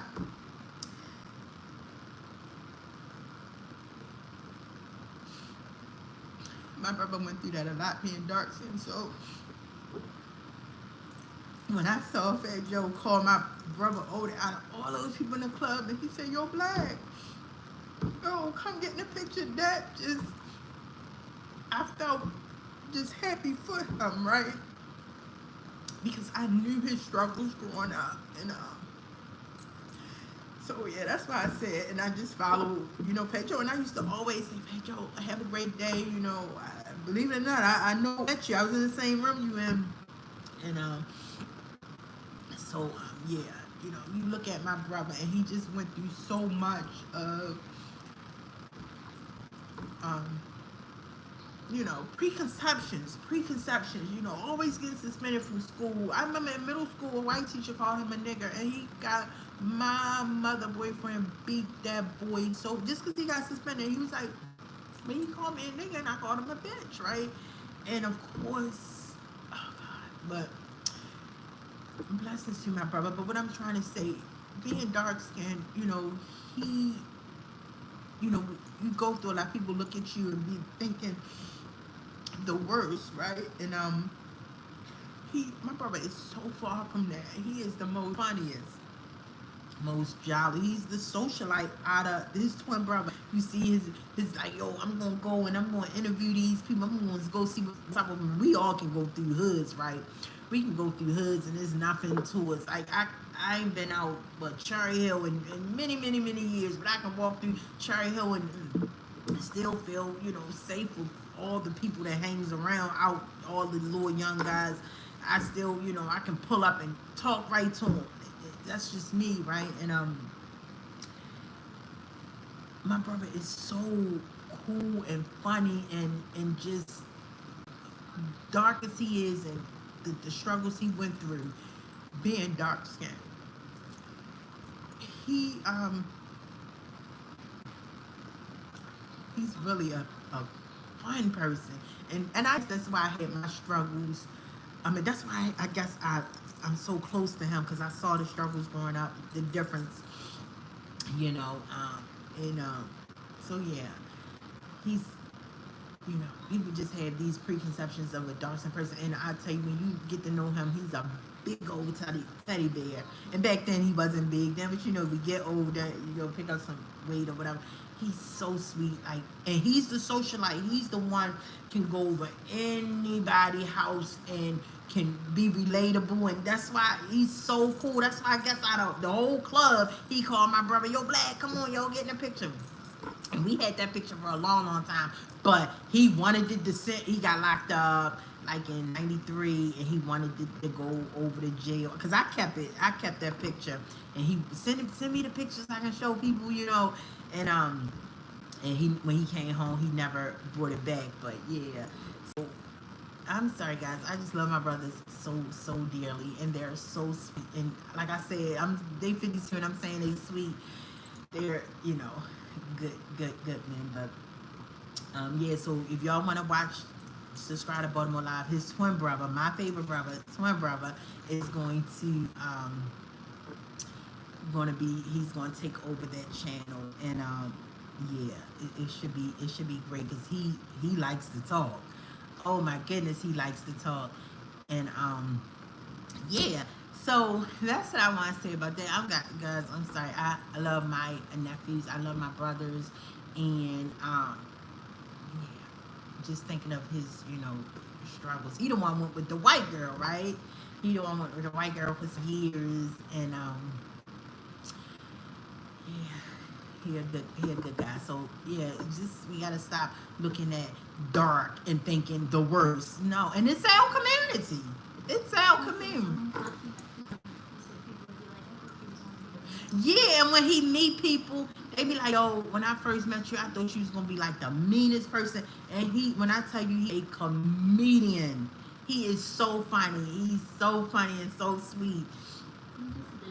Yeah, my daughter said he just a big cuddly, friendly guy, and yeah, give hugs and hey. He see my daughter, hey, and he this big guy, dark skin, but he's so cool and just down to earth, and you just gotta stop judging people based off their complexion. Cause look at me, all y'all people who was calling me big ball of trash, and you know how they say you only get upset for what's the truth. No, that's not true. I know I'm not a big ball of trash, but who do you think you are, nasty? Calling somebody, and this is why I say, guys, this is why I preach. They don't care nothing about us. What gives you the right to call me, girl? I'm just as rich as you, and let's not talk about the money. I can't compare with you for the money, but you want to talk about rich and full, the fullness of it all, and the love of it all, and the compassion, and what? You can't touch me, girl. Trash.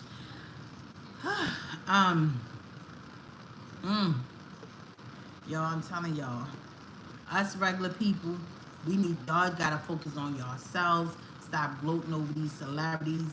And this is, you know, back then I had so much love for so many different celebrities, and I told y'all the story of Fat Joe, and I just found that to be so cool. And I don't have nothing against Fat Joe. Did he sell his soul? Of course he did. Let's look at Fat Joe. Let's like what music where?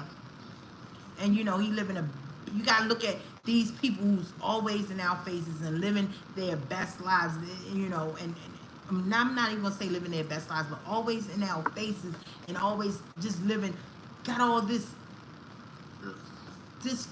everything. You look around their lives so big with the material aspect of it all, and you be like, well, where in the world? Let's call a thing a thing. Back then I probably wouldn't have said this to Joe, I was such a huge fan of him. I used to tweet him all the time. Have a great day. Tell your daughter happy birthday. Because that one little, that's why I say you never know how you will impact somebody. You never know. Never know how you're going to impact somebody. This is why I always try to just, and I'm talking about everyday stuff. Leave good impressions for people. Say something to make people feel good. Like I love seeing a little girl like 5-6 years old, my complexion, and they got their hair in they have real hair and it's permed yet, and I'd be like, and I'd be like, oh my gosh, your hair is so pretty. Who did your hair? And then they come at their mother, and their mother be smiling. I do, to let that black girl know, like, your hair is beautiful. And then, some of them start patting their hair like, is it? And their mother say things, so I be one of those, I be real dramatic with it, right? I try to, when I walk, and this is why, yeah, oh yeah, it does. And this is why when I come in the house, I be so, like to be at peace and like to just have my time alone. I love being alone because when I'm out in the world, I give people so much to me. Even, if they didn't ask, I'm just trying to, be a better person, and always was a good person, but, fall wise is telling somebody how great they look, or, seeing a person in front of me bill come to $30 a quarter. I ain't got, but $30 I'll pay for it. Just trying to be that person. Well, not trying to. It just comes naturally for me. It just comes naturally for me. So I really, really, really just trying to be a better human being, and it's important, girls and guys, if y'all out here and raising these black girls, teach them self-love, especially my complexion. Teach them self-love, because when they get older, they're going to have to go through, so much, working 10 times as hard,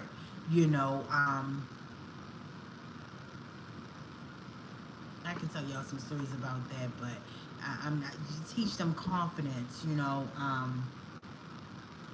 my daughter, I instilled in her, like, the confidence I instilled in her, and, she's a registered nurse, and I'm so proud of her, and, she's doing good, and she grew up, the people she grew up around, even, she was one of those ones that everybody respected, right?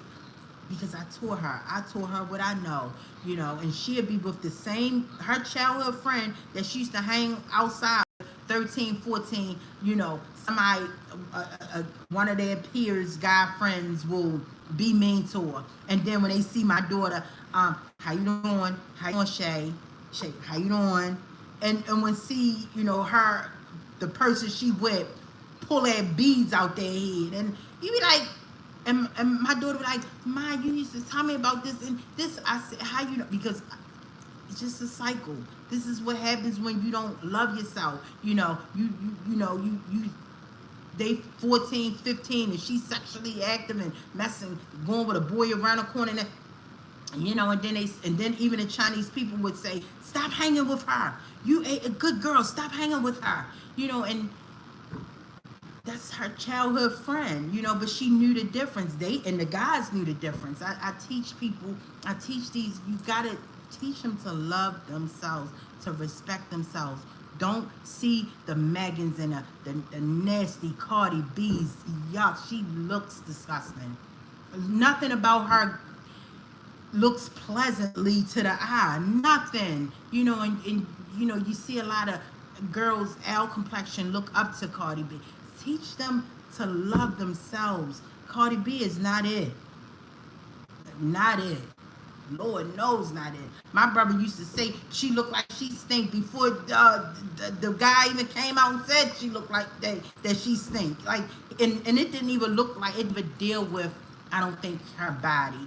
It's just she just looked it common and nasty to him. To my closest, you know, brother. And these are, and the reason why I'm, she used to chew her toenails online. Ew. And my brothers don't even have a what, an Instagram or what, a Facebook or what. They don't have none of that. But just, you know, he just says she just looked like she's just the nastiest. And the reason why he had that, because that's dark skin. He just liked it, that complexion girl. And that's his choice. His baby mother is like a shade lighter than me. But those was the girls that was always attracted to him in a club. Those is the ones he always, you know, would be with. But so that's why he had that opinion. He was like, oh, that girl, I was gonna say that B. That girl looked like she stink. But let's be clear. That's, y'all know how men talk. Y'all know how men talk. But yeah, so we gotta start and teaching girls to love themselves and to be confident. Like, my daughter rarely posts, and she's a registered nurse, have a very luxurious lifestyle, you know, like to dress nice every single day. Even when she was 10, 11 years old, used to take a shower and put on nice clothes just to go to the corner store. And I'm like, girl, what are you doing? But that's just always been her. And she, you know, post a picture on Instagram, get like 10 likes. Got over 1,000 followers, but get like 10 likes. That don't bother her. That does not bother her. Mind you, these people who don't like, I paid their mother rent. They was ready to sit out on the street. Pay their mother rent. Their rent, because, you know, I'm paying a mother rent to give her a house, you know, so she won't get put out. These people, and I'm just not just saying her. I remember one of her friends came out and said that he was gay. He came to me and told me he's gay. Don't approve of it. And I remember they was still in middle school. He would come over our house, eat up our house and home. And he said, I want these platform Dr. Martens. And back then they was like $175. He said, but I want these for school. And my mother not gonna get them because, you know, she gonna call them gay tennis. I got them for. He looks at everything. I look at him and my daughter and would think that they would never stop not speaking. All of a sudden, he just stopped liking her pictures, stopped contacting her, and he used to come over my house and just lounge, because that was his way of escaping, because he said he could be himself around me versus his mother. Now he's flamboyantly gay, and, you know, blessings to him, but this was when he couldn't be himself. And could you buy these tennis and these boots, and he would come over my house to change before he go to school, because he couldn't take them in his house. Don't like her. So what I'm saying is, these same people that she grew up with will not like her pictures. Strangers likes her pictures. Literally strangers. And I know they ain't got nothing to do with nothing, but I'm just saying the confidence of it all. And she, you know, she knows it's an option to private her pictures. She knows she could. But she said, for what? I want people to see that. Yeah, I want people to see my likes, because then ongoing's going to be like, wait a minute, who are these people following her that can't like this picture should have got, but she's not into that. And she pops in and out. She goes every day. My daughter pops in and out because I taught her at a young age. It was MySpace then. I was looking at it. Of course, I ain't had none yet. I was just peeking, seeing how things is going. I said, wait a minute.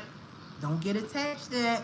Don't get attached to it. Don't make that your life. And you see so many people made it in their life. And I'm just so glad I instilled confidence in my daughter. I'm so glad I told that girl I loved her every single day from the time I knew I was pregnant with her at 7 months.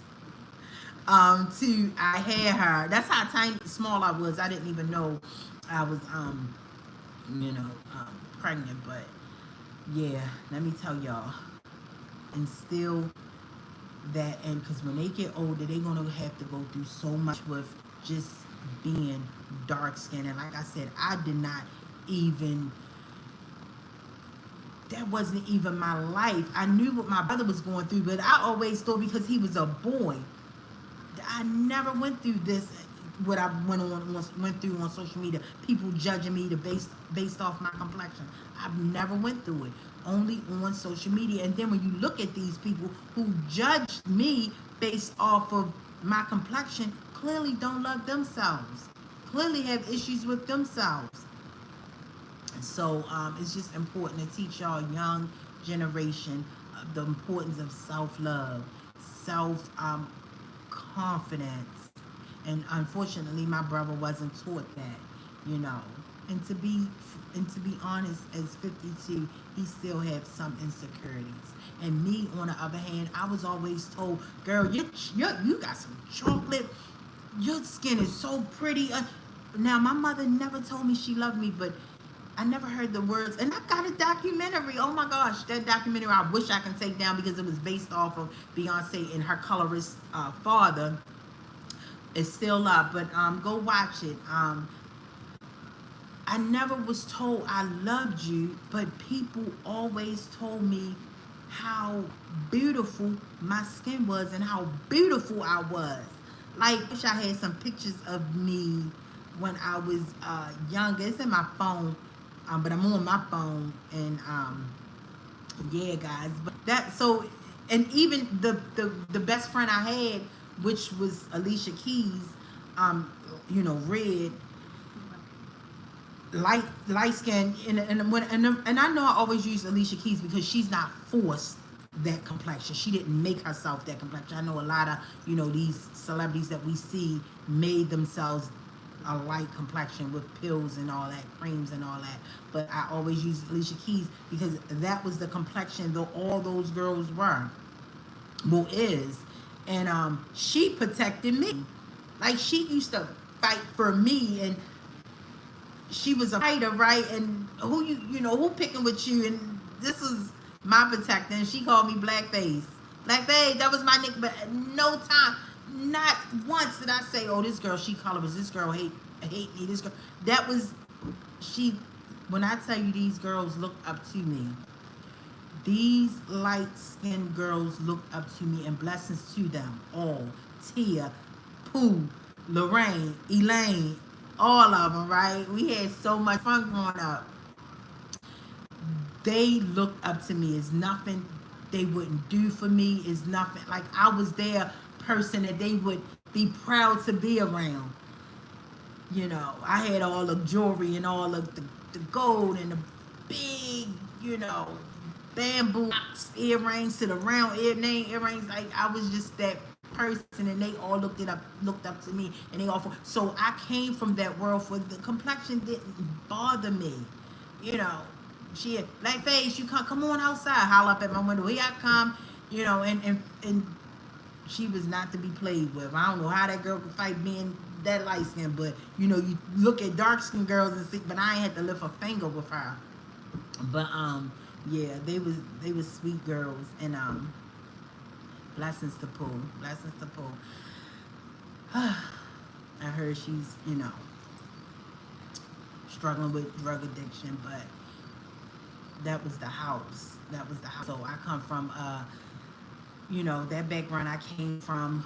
We didn't look at complexion, so I was just shocked to see that people's based judging me based off my complexion. It just was mind blowing because when I came outside, I seen nothing but regular schmegular girls. And to y'all light skinned ones that look like that say I cannot stand a light skinned girl that just made the cut, say they red or light skin or my yellow butt. Like, girl, you just made the cut. Why do you? And this is where colorism come in our community at. Like, you just made the cut. Like my brother was married to a girl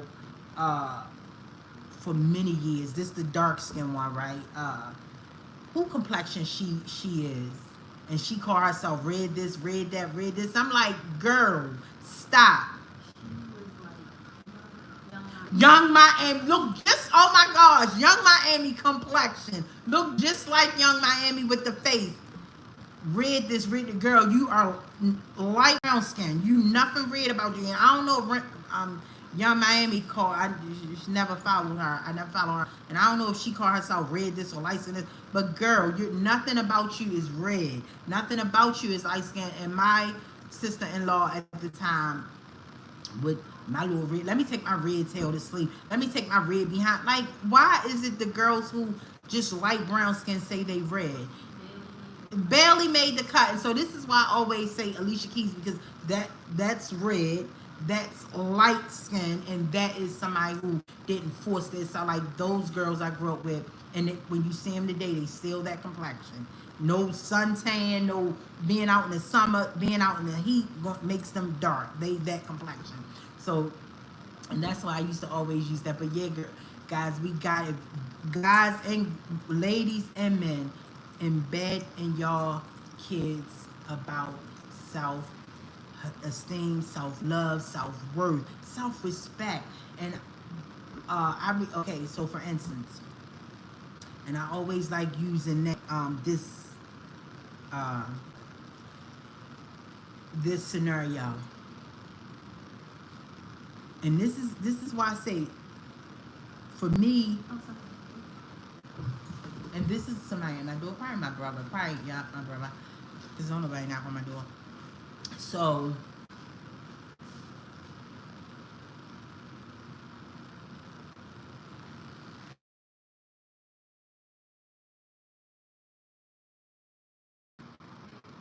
actually, no, through the window, how can we help her? Somebody knocking at my door. I did give a lot of people my address.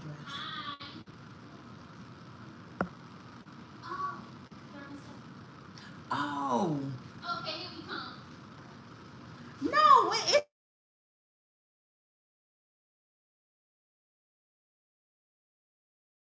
it's supposed to be. She was expecting a guy.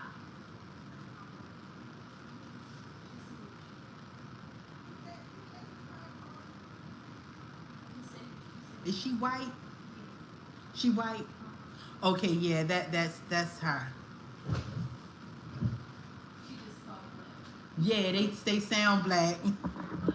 Yeah.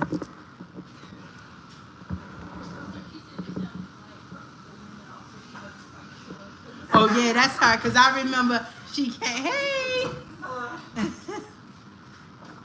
Hey Shay, how you the thermostat right here? I'm in. Yeah, I'm in here. Once I get it swapped, I'll let you know. How you bring this big up? All right, I'll call you back. Okay. Can I get downstairs for you? You sure can. Did you take her downstairs, please? Right.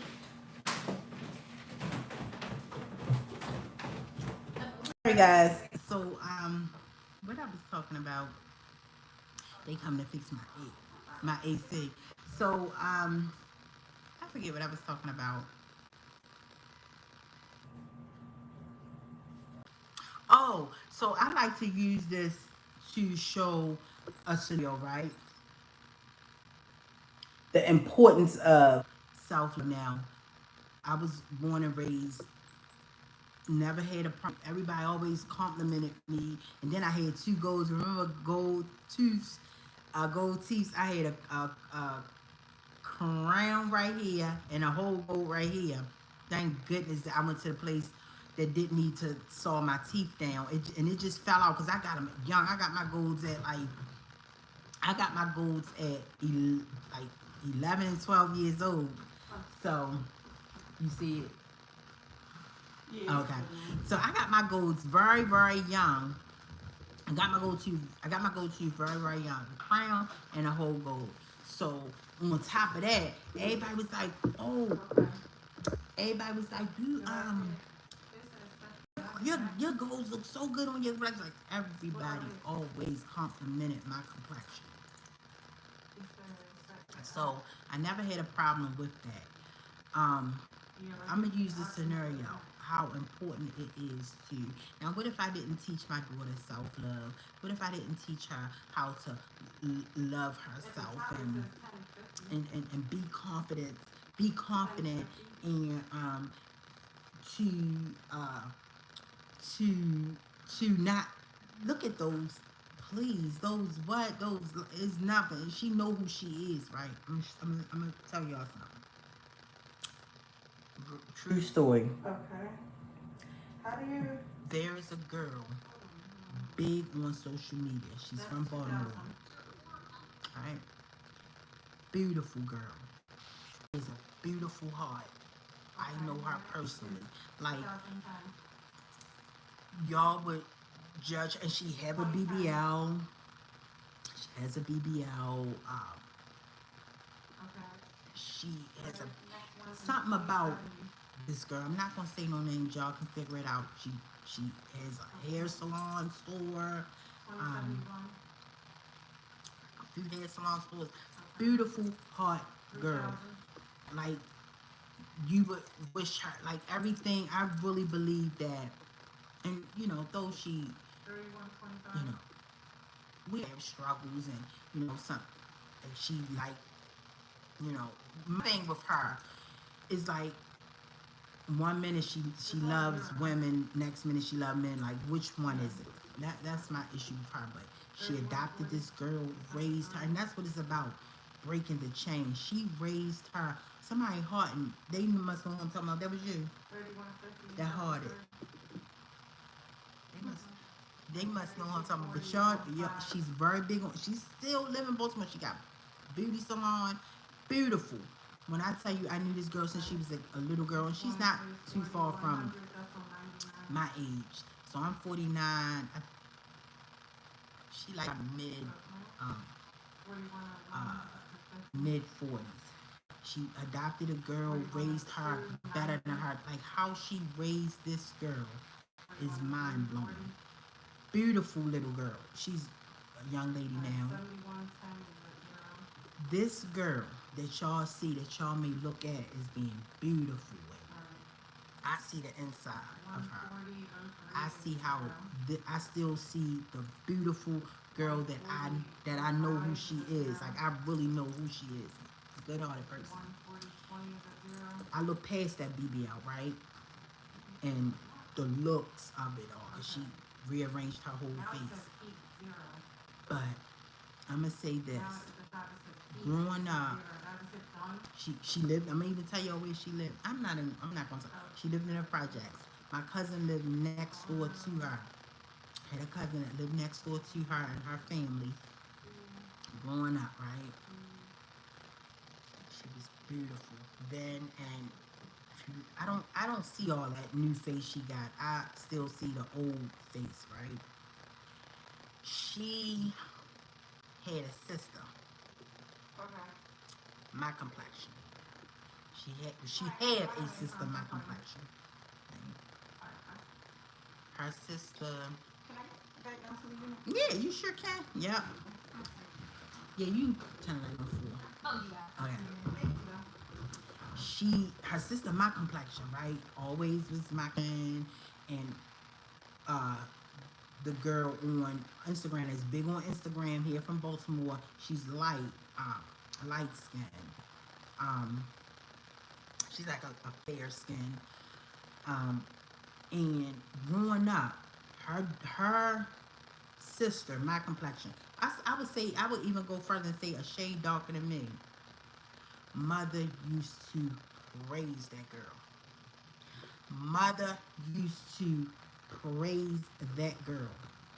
She was the popular sister out and she had an older sister, and then she had uh the big the one that's big on Instagram is the youngest girl. So it was the older sister, the dark skinned one, and then the big socialite that's here on Instagram. And you know, blessings to her, because I know her struggles and all that. That she been through growing up. But her mother used to praise, always talking about how beautiful she is. Always, she was the mother favorite and the father favorite before the father passed, right? And she was like the popular one. And even when the young one that's big on social media used to try to hang around her. Get away from me. No, I don't want you hanging around me. Get away from me. No, don't go play. Why are you with me? Go play. And everybody looked at, in the family, looked at the dark skinned one as being beautiful, and her complexion is just great, and just everything about the dark skinned one, right? This is when they was kids growing up. And I remember the one that's big on Instagram. This is gonna show how I was then and how nothing fazed me. I was that stuff. She saw me and asked me could I be her godmother. Oh, that air felt good. Our air was broke, guys, for a few days. She saw me as a little girl, and she's in her mid-40s. I'm 49, but she said, "Can you be my godmother?" So she saw this fly girl, right? I was like, "Yeah," but nothing. I just said yeah, and I never saw her again. But when I think about it, it was showing me that she was wanting love. She was wanting attention. She was wanting to be accepted. And I'm talking about the one that's big on Instagram. Blessings to her. I love seeing that because it goes to show. It goes. All right, thank you. All right, take care. Tell your brother I hope he feel better because he was telling me he didn't feel too well. No, he wasn't. They had us working in attics and everything. Oh my goodness. Oh man. Oh, thanks so much. Have a good weekend. All right, thank you. You want me to lock this screen back? Yes, please. Thank you. Yeah, you're welcome. We don't let no anybody in. Oh, people following me. I don't know what was that about. Yeah, but the Marie got Yeah. So, and her daughter did bring. And remember, CTS Research, the company that has been harassing and stalking Marie Hadley, has on their website that they can dress up as construction workers. Oh yeah, they can dress up. Yeah. Even I showed if y'all watch my documentary, I showed y'all, and I even have long footage of me going back and forth with the guy. I showed y'all a picture of the guy was dressed up like somebody and was saying like, "Oh, we here to check your son." I said, "Man, you ain't coming up in here. I've been from Baltimore all my life. I've never seen a white maintenance man. That's no, You and he was well dressed too, no hair, clean cut, like So, all right, so guys, what was I telling? The importance of just teaching, embedding into your girls at a very young age. So the dark skinned one is the middle one, and the young one is big on Instagram now. She's big on Instagram, and rightfully so. She got stores. She's a hairdresser, hair salon, sell hair, and blessings to her. I know her since she was a kid, so I know her, struggles. And blessings to all of them. I know all of them. But the one that the confident one, the one today, the dark skinned one, the dark skinned sister, never got nothing touched on her body. Never got me and her pretty much kind of like the same size. Like, you can't tell her she's not the best thing. The confidence. If y'all know who I'm talking about, y'all know I'm talking about, and y'all may have saw her sister. That girl, that big dark skinned girl got some confidence on her. I see her all the time. I see her at banks or out and about at supermarkets, confident. You can't tell her the same thing that was embedded into her when she was a young little girl. Cause I'm just coming over to come with my cousins and to listen to music. That was my fun aunt. You know, one nice fun time listening to music. She always had the latest stereo in the projects. Yeah, in the projects. She always had the latest everything from Rent Center. But she's the fun aunt. She's the younger, my mother's younger sister. And so I'm in the background just coming down there, listening to music, observing, going outside, you know, wanting to walk around, see what's out there, you know. And so I saw how that dark skinned girl used to get praised. Her mother loved her father. She was the father favorite. The mother loved it. They complimented her. They always told her how pretty she was. And because probably the father loved her because she was a splitting image of her. Whereas though the light skinned one, the one that's big on Instagram that y'all may know, didn't look nothing like him. So it was only right for him to favor the middle dark skinned one. Well, today this girl didn't get nothing touched. I mean, big, heavy set, still got that same face. You know, you speak, oh hey, how you doing? How you doing? Like just confident, right? You can't tell her nothing. But they ain't got nothing done. No BBL, no nose job, no eyes slink to the back. But her sister got all that. The importance of teaching them young. Had that girl been treated the same way as the middle child and was told we love you, they seem like they always just go somewhere, go somewhere, go somewhere. And she's the, it's safe to say she's the successful one out of the family. But they always go somewhere. No, go somewhere. Go, look, go play. Get away from me. Couldn't go to her mother. You know, everybody just had low patience with her. And you know, she saw me. She told my cousin, "Ask her, could she be my godmother?" And you know, and though I never saw her again, that just goes to show she was just wanting to be accepted by someone. And blessings to her. I love, you know, I don't follow her. I love, you know, when she pop up because we all in Baltimore. And when, well, she don't live in Baltimore, but her business is in Baltimore. So when I'm on my Instagram, I go and see her and I see her and I love success. You know, I know where she come from. I know how she was treated. You know, yeah, that goes to show how I always use that. I said, now, wow, this girl was already beautiful. Already beautiful. She didn't need no nose job. She already had the cutest little nose. It wasn't big, it wasn't small, it was just the cutest little nose. Now she got, look, I believe she got several nose jobs. Because I remember when she got the first one, they messed it up. This was before Instagram even came popping. This when everybody was still on Facebook. They messed it up and she went back. It was kind of like twisted. She went back. Now her nose job looks good. I don't know how many times she got a nose job, but I remember when she first got the first nose job, they messed it up. She got the eyes and, you know, of course the BBL body, and she got all this stuff done.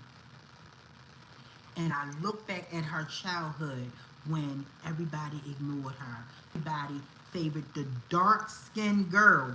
Everybody in the family loved the dark-skinned sister and just always pushed her to the background. Go somewhere and play. Go outside. Get away from me. You cannot hang around my friends. But everybody loved that dark-skinned girl in her family. In her family. So, and she always would just, every time I would go down there, she always would be playing by herself, always would be in she couldn't come over there with the crowd with her sister that used to be with my cousin, because her sister wouldn't let her around, and her mother, the father loved it, the dark skin, this is my baby right, this is my twin right here. And this girl got all this stuff done, just trying to fill a void. And this is a true story.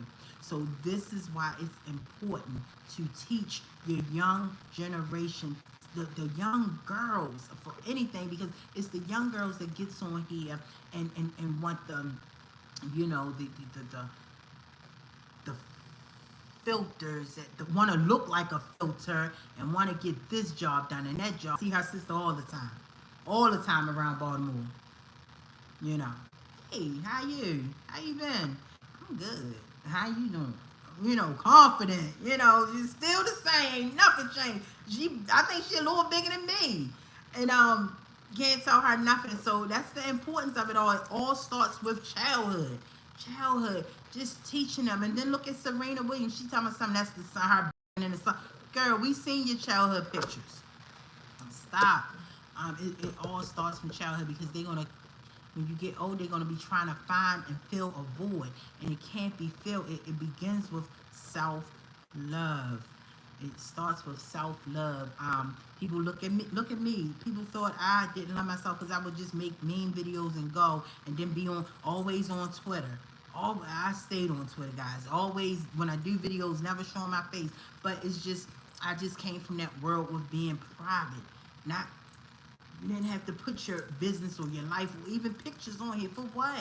I just never understood to post a picture, to pose, or a selfie for what? Like, what am I just never got it. I'm sorry, guys. I never got it. But I just was never into that world. But girl, so y'all know, if y'all know who I'm talking about, y'all know who I'm talking about. And blessings to her. I don't, you know, I see her and I see that she's doing well, and I'm so glad. I'm so glad. But for far as the you know, face being done, you know, I don't know if she ever, I never got nothing done. That's a lie. She got nose done, lips done. No, I know she got work done to her face. And then of course y'all know the slanted eyes that nobody is born like that. But she all, is that the helicopters? Yeah, that's them. That's them. But she always oh, they put this shock face. I guess they heard the helicopters. But she always was pretty. She always was a pretty girl, but she just wasn't her mother or father favorite one. The favorite one was the dark skin one, and she didn't touch nothing. And if y'all know, y'all follow the famous person, y'all may see her sister. I don't know if she showed her sister, but that's the story. So it's always important to teach them as while they're young. I did it. I did it. So yeah, it's just, and for the guys, if you got guns, teach them to, you know, be a man, stand firm in it, stand strong in it. Someone who, you know, teach them that, yeah, it's good to have money, but money is not the foundation of it all. You know, always be careful. My brother used to always say, always be careful of the ones who say they need money, they'll do anything for money. The ones who say they'll do anything for money, they will do anything for money. So be careful for to be around them type of people. And just know that all that glitter, all that glitz and glitter, it doesn't mean nothing. Doesn't mean nothing. Like I was telling y'all about the guy Tommy Lee that grew up in Baltimore. He was a millionaire in the 80s. That's unheard of, a black guy in the 80s. But he said he was so unhappy. And all that traveling, private plane. He was the first one to one of them big phones. Like, what is that? Like, you know, like on a phone, you know. So a lot of these people, you know, they cover their scars up, they cover their pain up with that fly flashy, and really just be hurting souls. And I'm not saying I'm not talking about the hairdresser, the girl that I was just making a comparison about. I don't, you know, even though I do know her and I know her background and I know what her struggles are and things like that, that's her story to tell. I'm just talking about the celebrity world. When you see all that is under it, it's just like, yeah. And I got struggles. I have, you know, trauma. I'm going to tell y'all about it. My childhood trauma. and get in depth of it one day. You know, we all have a story. We all have a story, and you know, when I'm ready, I'll tell. You know, if y'all can get through all the crying, because you know, when I think about it, you know, because it's like it's not fair. And then I think what hurts me the most is because the person is not here no more, where I can sit down and say, why, why did you treat me and my brothers like animals? So I think that's the biggest thing for me. So yeah, you just gotta treat people good. You just don't know, you know, what people are going through, man. And I'm not talking about Sunny World because they don't. I'm talking about us everyday people, everyday people, not the Hollywood. I'm not talking about them.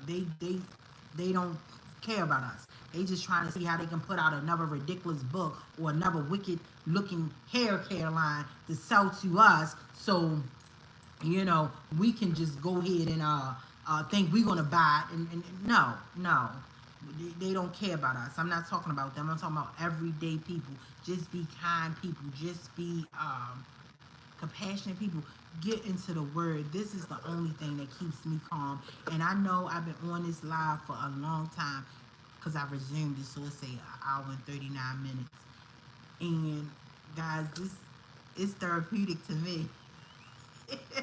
It's therapeutic to me because all we're on, and I'm going to show y'all what I want to show y'all in my phone. But so before I show y'all what I wanted to show y'all in my phone, I was on Instagram, and Meek Mill popped up in my timeline, and somebody was asking him, let me hold the phone. I'm gonna show y'all, and I felt so bad for this guy because it's like the reason why I felt so bad for Meek Mill is because I know this is not normal. This boy is suffering with mental illness.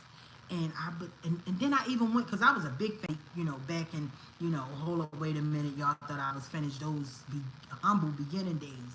And I know looking at this, he looks so lost and empty. And he definitely is dealing with regrets. He definitely are taking, I'm gonna even go further and say he's being medicated to deal with the trauma of wishing he didn't sell his soul and didn't walk through these doors. Look at this. And then it's just like he just looks so confused and empty because the guy said, what are you doing to uplift the young guys? What are you doing to motivate the young guys? He go, what you mean? Explain. Sorry, you the one who used to say you motivated the younger generation, and it's like did he forget? And I watched this clip so many times, like how I did. I'm one of those ones when I see something disturbed, I just keep watching it, and that's what I did with the Doshi video. If y'all didn't watch that, y'all can watch it. But look at this, man, and my heart went out to Meek. Meek Mill right now. Meek, what motivation you got for the youth? What motivation you got for the youth first? I want to educate people. I want to stop the hate, especially the hate on the internet. I've experienced a lot of that in my life. I know that's something you're really vocal about. Yeah. I just want to change the world as much as I can. What about you? Stay down, hustle, do your thing, man. Live life, man. Do what you do. Meek Mill right now. Meek, what motivation you got for the youth? Man, he just looks so unhappy and so unbothered. I mean, so bothered. I've experienced a lot of that in my life. I know that's something you're really vocal about. Yeah. I just want to change the world as much as I can. What about you? Stay down, hustle, do your thing, man. And I'm gonna mute it, and I just want y'all to watch it. Just look at him.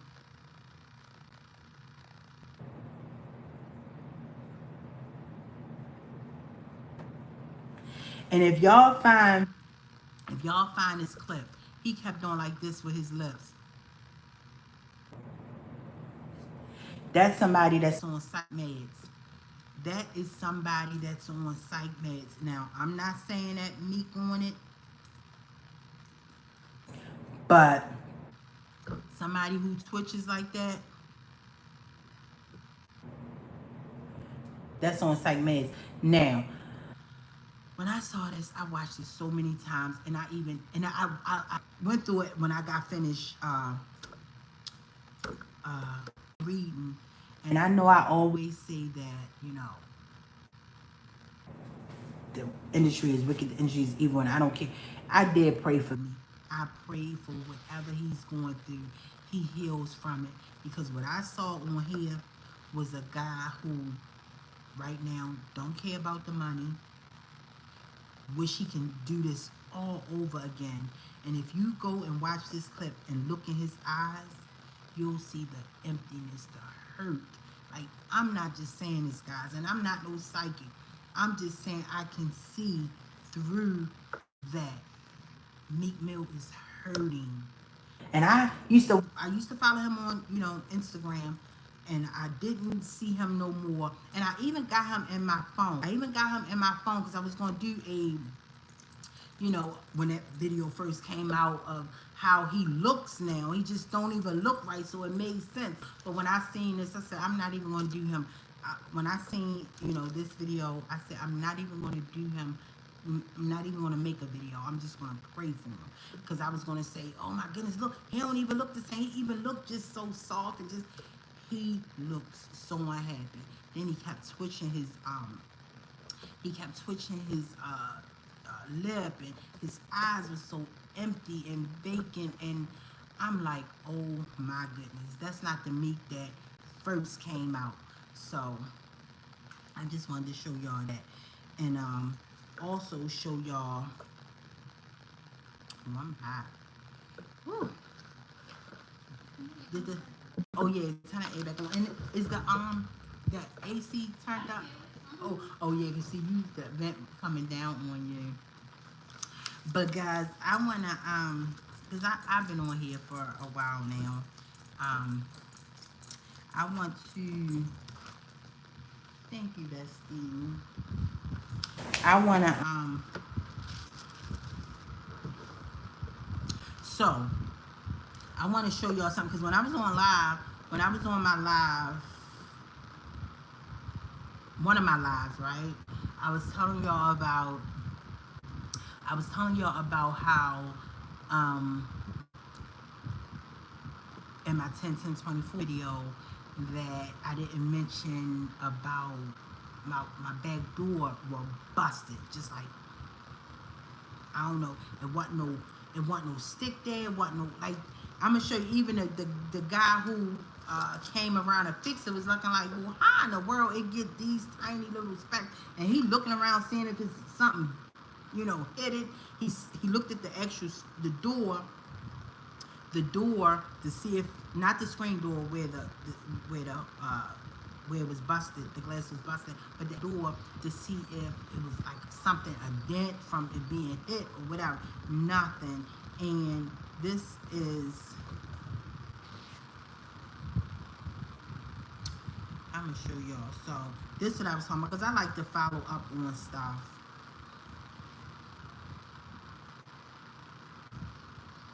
This is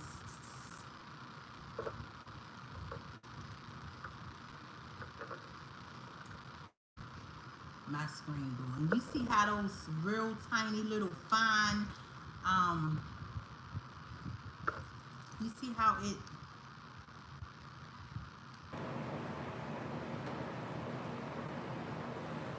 you see, and that's how it looked. It real, from the whole door, top, bottom was like this. And you see how it looked just fine. I've never seen nothing like it. No, and I'm gonna show you him looking at it like, what in the world?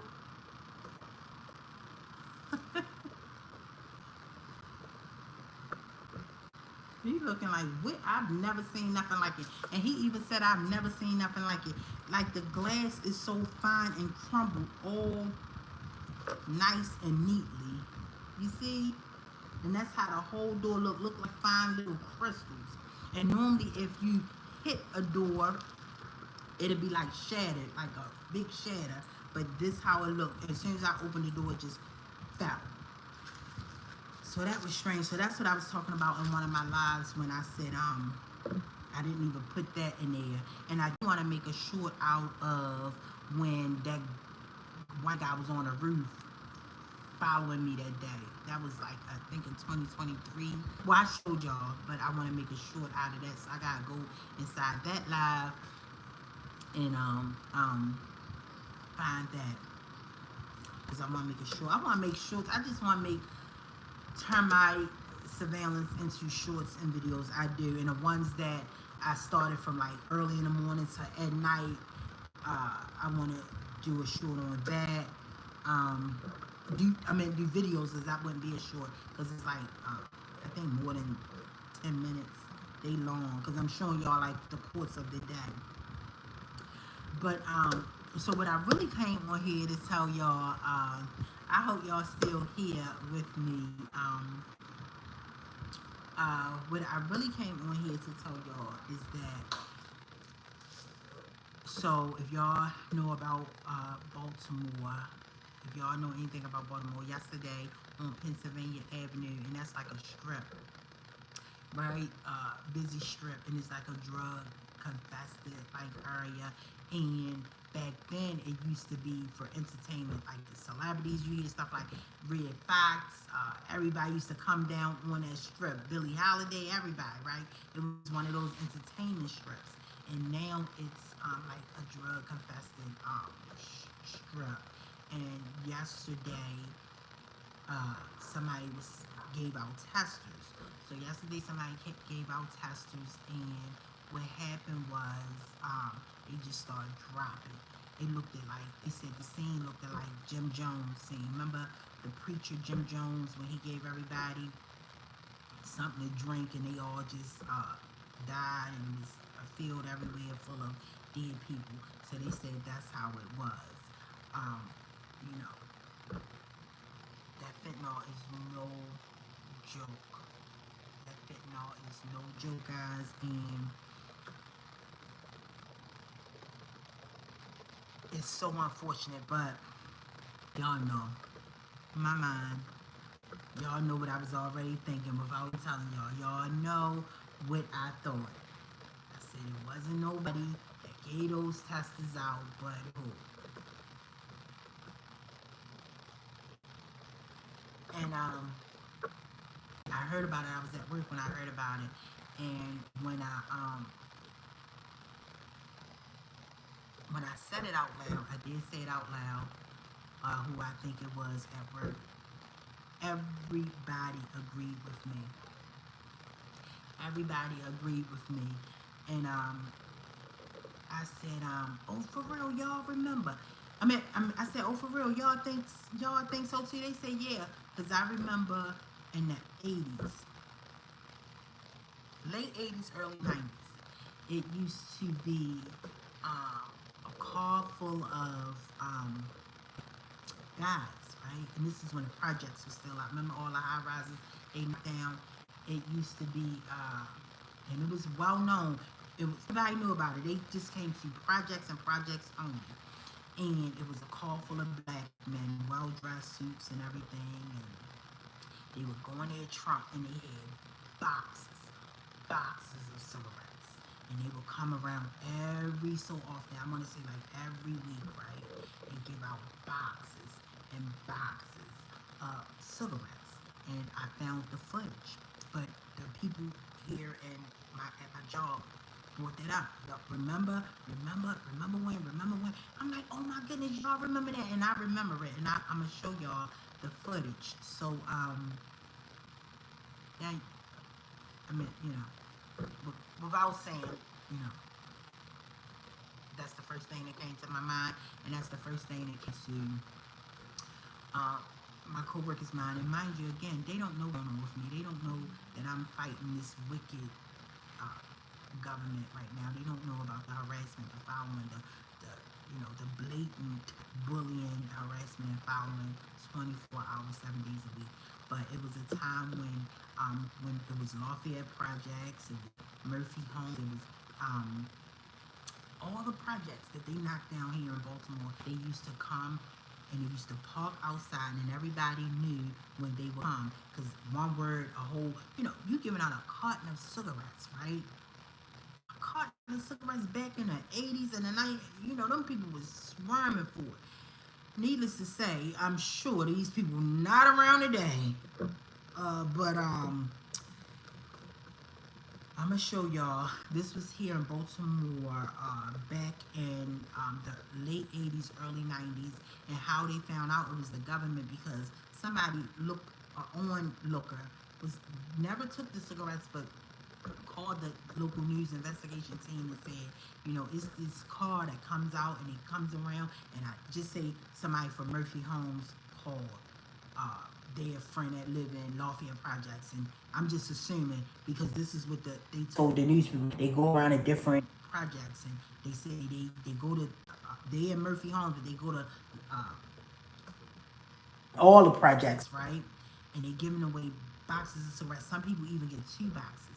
And when the news people came to investigate them and do the interview with them, they was like, "Get away from me, get away, and man, mind your business. It's none of your business why we come and doing this, But it was the government that was doing it, and we know they not for us. So first, I'm so glad I'm not a smoker because people was just out of desperate, probably needing cigarettes, and they giving away cartons. And this is how it is with the phones. Y'all see these phones on the corner, and that's what you gotta do is sign your name, give your social and your ID, and you can get the latest of the latest iPhone. Like, come on, guys, stop.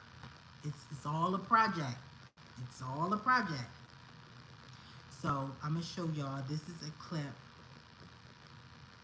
And Murphy Homes in 1991. It says this in 1991, but it looked like like the late 80s. I don't think this is in 1991, but I'm gonna show y'all. This is for real. So I'm saying all that to say, when I heard about those free tests they gave out and a whole Pennsylvania Avenue looked at like a Jim Jones crime scene. Outside the Murphy Homes high-rise public housing complex yesterday when this van pulled up and began distributing weed cigarettes. What's the problem?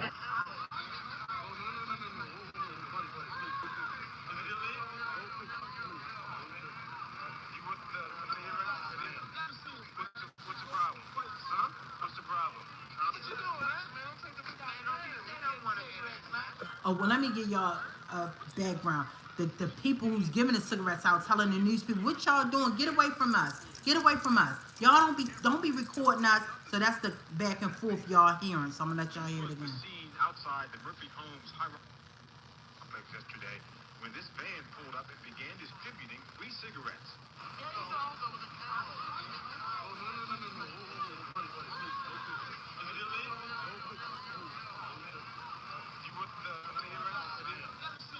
What's the problem? Huh? What's the problem? What you doing, man? Don't take the big man. Don't want to hear that, man. What you doing? But once the employees of Lorillard, makers of Newport and other brands, saw our cameras, they stopped giving out the samples. And that made many in the crowd angry with us. So angry we had to leave. It's killing us. It's killing us. But they gonna give it to us free. And we don't want to do it. There's no doubt because we're looking at something free. Lorillard company officials were not available to comment about the reasons they target poor communities to give away free samples. But American Lung Association officials say it's an act of desperation. You have 434,000 deaths a year. You have 1.5 million people who are quitting smoking a year. And therefore, you've got an industry that is struggling to make profits and to keep the profit level high. And there's something else at work. Even cigarette company executives admit that in tough economic times like these, people smoke more cigarettes and drink more alcohol, especially in hard-hit areas like the inner city. And people here say the lure of free cigarettes is just too much to turn down. It's ridiculous. It's really ridiculous. It's just like drugs. It's just like drugs. It's just like, here's some dope, but it's illegal. It's killing us, killing the black people, I guess. I mean, because it's bad for your health. They already gave me one pack. I went in the store to get a pack of cookies. I came back out, they handed me another pack of cigarettes. I said, what y'all trying to kill me? It does pull people and it does continue to enforce the addiction. So that's what I say about that. And this was news. This is real footages back in Baltimore City, in the inner cities. that they came and gave cigarettes, gave free cigarettes. The man said, I went to the store to get a bag of cookies. They gave me one going in, come back out here for another. Where are these people at today? I don't know, but we definitely know it was a project. A project. So my heart goes out to those people that just drop like that after trying those testers of them drugs.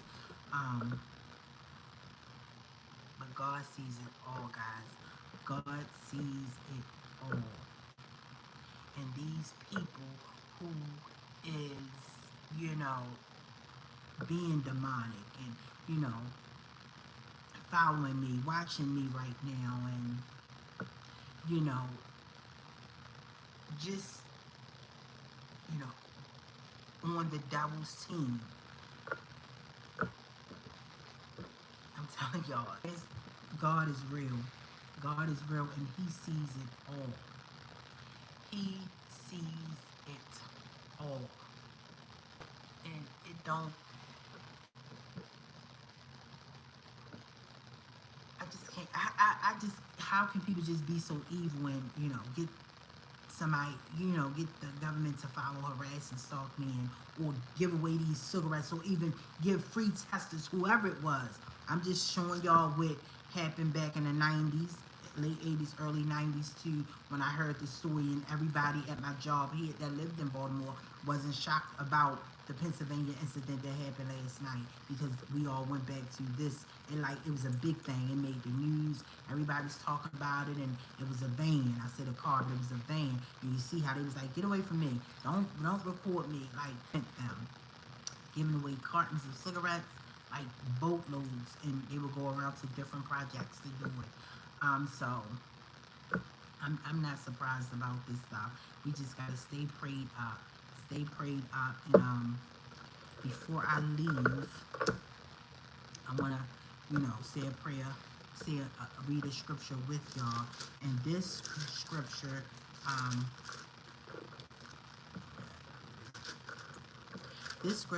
I highlighted, and I highlighted this scripture back when I first started, when I shut the world out. They deleted my, I shut the world out. I deleted my personal Instagram, because like I said, the personal Instagram was to follow every, body. I was following it all, everybody. And then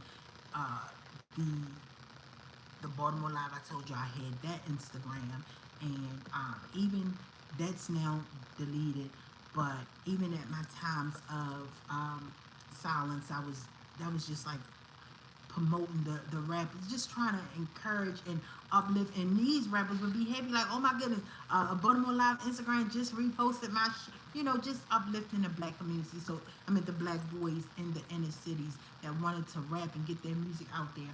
And I felt, and even in my time of silence and going through my quiet time and reading a lot and just being quiet, when I tell y'all, that's another whole story in itself. But just posting, and no one knew who I was. I would just, post. I made the YouTube, that's still there, the YouTube, and the Instagram. I was promoting them and promoting their shorts, and just giving them, I just felt good doing it, right?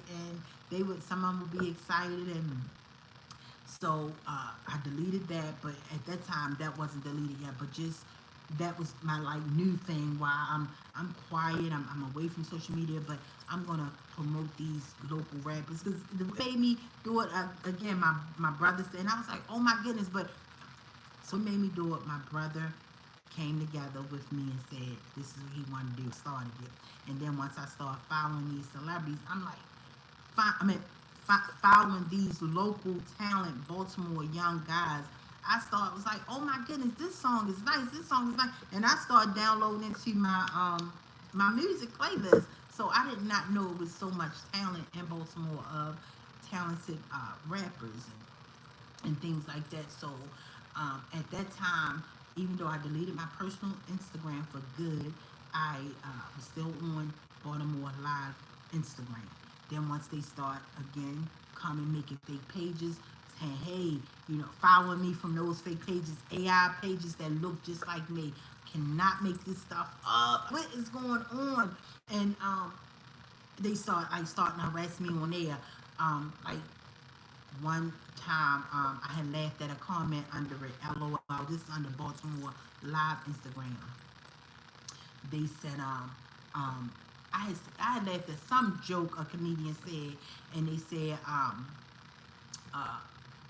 well, you look at you, because they said why Chinese people something, and the comment, I lied to you not, the comment said, well, look at you, look at black people always wearing gray sweatpants or pink sweatpants, right? Because they my favorite sweatpants. So I'm like, okay, this is getting personal. So those type of mind games, and I already talked to y'all about that. I'm like, okay, somebody is watching me closely. Mind you, this was a new Instagram. Baltimore Live was something new that I was starting to build for my brother and neighbor. And like, what you laughing for? Well, you always wear gray sweatpants. You always have on pink sweatpants. And got some favorite sweatpants. I got clothes, but I will put on my favorite sweatpants and comfortable sweatpants and heartbeat. And that's just me. You know, so I deleted that. And this was, I was really, you know, I said, okay, let me delete this because this is getting too much. You know, pages looking like me and saying, I love Nina Simone too. And I used to tweet that a lot. You know, people, you know, showing me that they don't like me. I guess I'm just misunderstood because I'm really likable in real life. But I guess me voicing my opinion and trying to speak truth into, you know, the younger generations of the people who may come across my page, as they was hating at, the celebrity world was hating at, didn't want me to speak truth, you know. So I deleted the Baltimore Live Instagram because it was just starting to be too much with the harassment under there. And I just started really focusing. So I quiet everything out. I mean, when I tell y'all, it was a time where I didn't even go on my YouTube. Eventually, I started going on my YouTube and check. I remember when I went and finally went back on my YouTube, I had so many comments in a corner, and it was all, of course, negative comments. Oh my goodness, they was horrible. When I would, you know, read them and respond, somebody said, and she is right, you are a ball of trash. I said, but at least I'm STD free, and you know, I'm still responding, still going through, but still responding. And I deleted a lot of them. I deleted all of them actually. I think some of them still up there, but so me, so my time away from even YouTube, on this channel, and I went back and I had so many comments. I was just done with this social media world. And y'all know my story. I started facing for my brother. I'm hoping that the judge grant him to come home where he ain't got to do the next 10 years. And because he had 30, he did 21 actually, and had 10 more to go. God is so good. He's doing great. My brother is doing so much, so good. And so this scripture here is what I will read all the time, and so much so I highlighted it because this is my go-to. It resonated with me at the time, like how I told y'all when I read that live is up, but when I went live with y'all over here and I read a scripture and I said that resonates with me now. I believe it was Psalms 118 that I read to y'all at the time when I was online. But this, when I went through Psalms, because it's Psalms of David, when I went through it and I read it, and it's highlighted. I remember highlighting it, and it just made me want to go live and just to read it with y'all. I wanted to read it in the beginning, but and here we are, 2 hours later, and I'm reading it. But it just, I used to read this all the time in my time of quiet, in my time of silence, in my time of talking to God, praying, trying to pray, you know, this situation away, and you know, it's still here. Question God and whatever the case may be, it's still here, and I'm still definitely still fighting it. But through it all, He's keeping me with a sound mind, and I'm glad you guys are just listening. You know, not, you guys know I'm for real, and that's all that the evildoers that comes here and try to make it seem like, oh, you know, I know they on Satan's team, and I know they just trying to play mind games. But y'all know the real regular schmeggers of the inner cities and of the black community, we already know. Is you know that this can happen, but the fact that somebody sent them, I just want to know who and why. No, well, if I know who, I wouldn't need to know why. So, who or why, either one, because I know, you know, this like they trying to make me go crazy. They trying to make me live a uneasy life. They all working together, saying, okay, you was saying all this stuff to her and putting all this on social media about her. We, you know, let's follow her. See what you got on her. See what you can get on her. You know, see if she got a PPP loan that she did PPE loan, whatever PPP PPP loan, and see if she didn't pay it back, or see if she got a record. Follow her. See if she an alcoholic. Let's play with her, because if she an alcoholic, we gonna send her straight to the crazy home. You know, and so I really believe that's what it is. At first, I don't know. I need to get to the bottom of it, and I'm not gonna give up until I do. I'm not gonna give up until I do.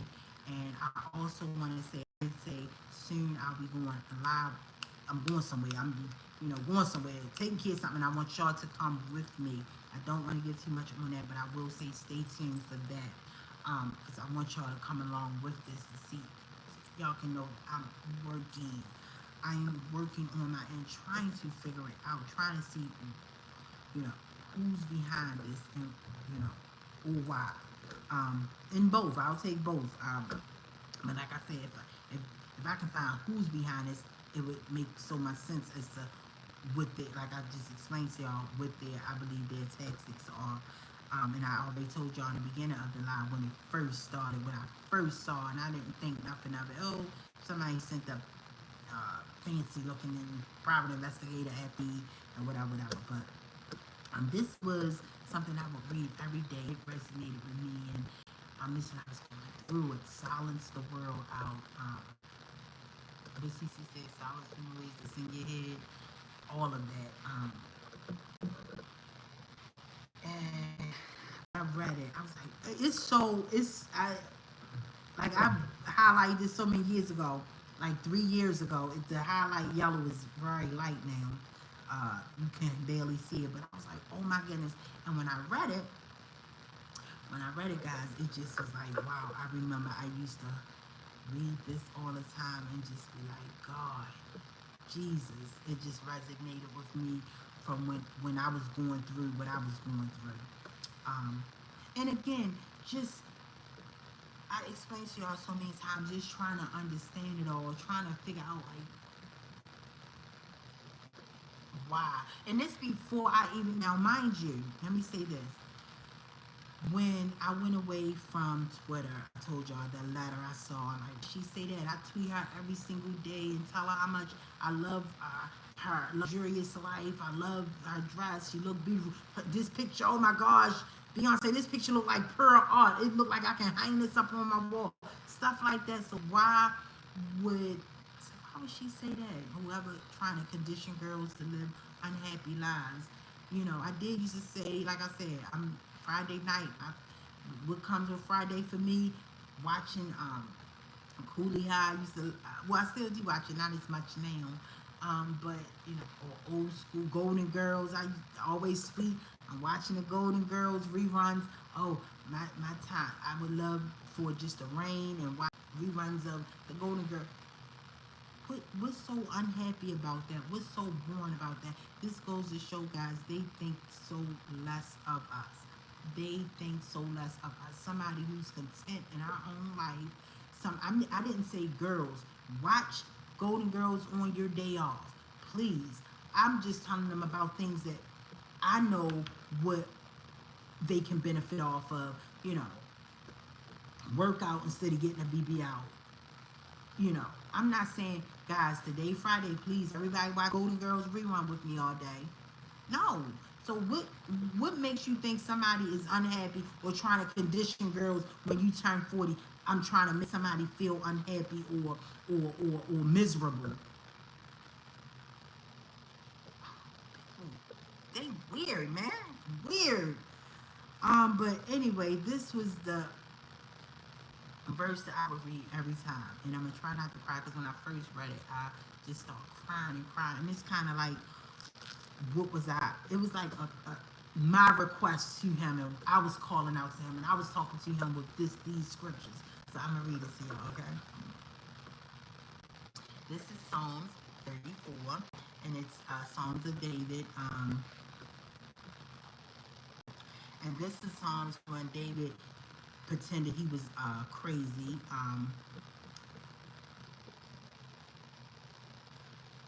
Before I cannot say these names, some of these names, but it's Abimelek. So David was pretending to be insane in front of one of these one of these people, and he drove. Him being crazy was he did right because it drove him away, and that person left. Because remember, David spent so much of his life trying to run from being killed, just trying to survive from. So this is Psalms 34, and it said, and at the time this resonated with me so much. It says, I will exalt the Lord at all times. Can you turn it down? Thank you. I will exalt, and well play. I like for it to be quiet when I read. I just respect God and His word so much because we know this, when the world is done and gone, His words will still be here and will remain. You know, it's going to live on. So I respect the Bible. I don't like laying nothing on top of the Bible. So yeah. So I will exalt the Lord at all times. His praise will always be on my lips. I will glory in the Lord. Let the afflicted hear and rejoice. Glorify the Lord with me. Let us exalt his name together. I sought the Lord and he answered me. He delivered me from all my fears. Those who look to him are radiant. Those who look to him are radiant. Their face are never covered in shame. God's grace is so amazing. This poor man called, and the Lord heard him. He saved him out of all his troubles. The angel of the Lord encamps around those who fear the Lord, and he delivers them. Listen at this, y'all. Taste and see that the Lord is good.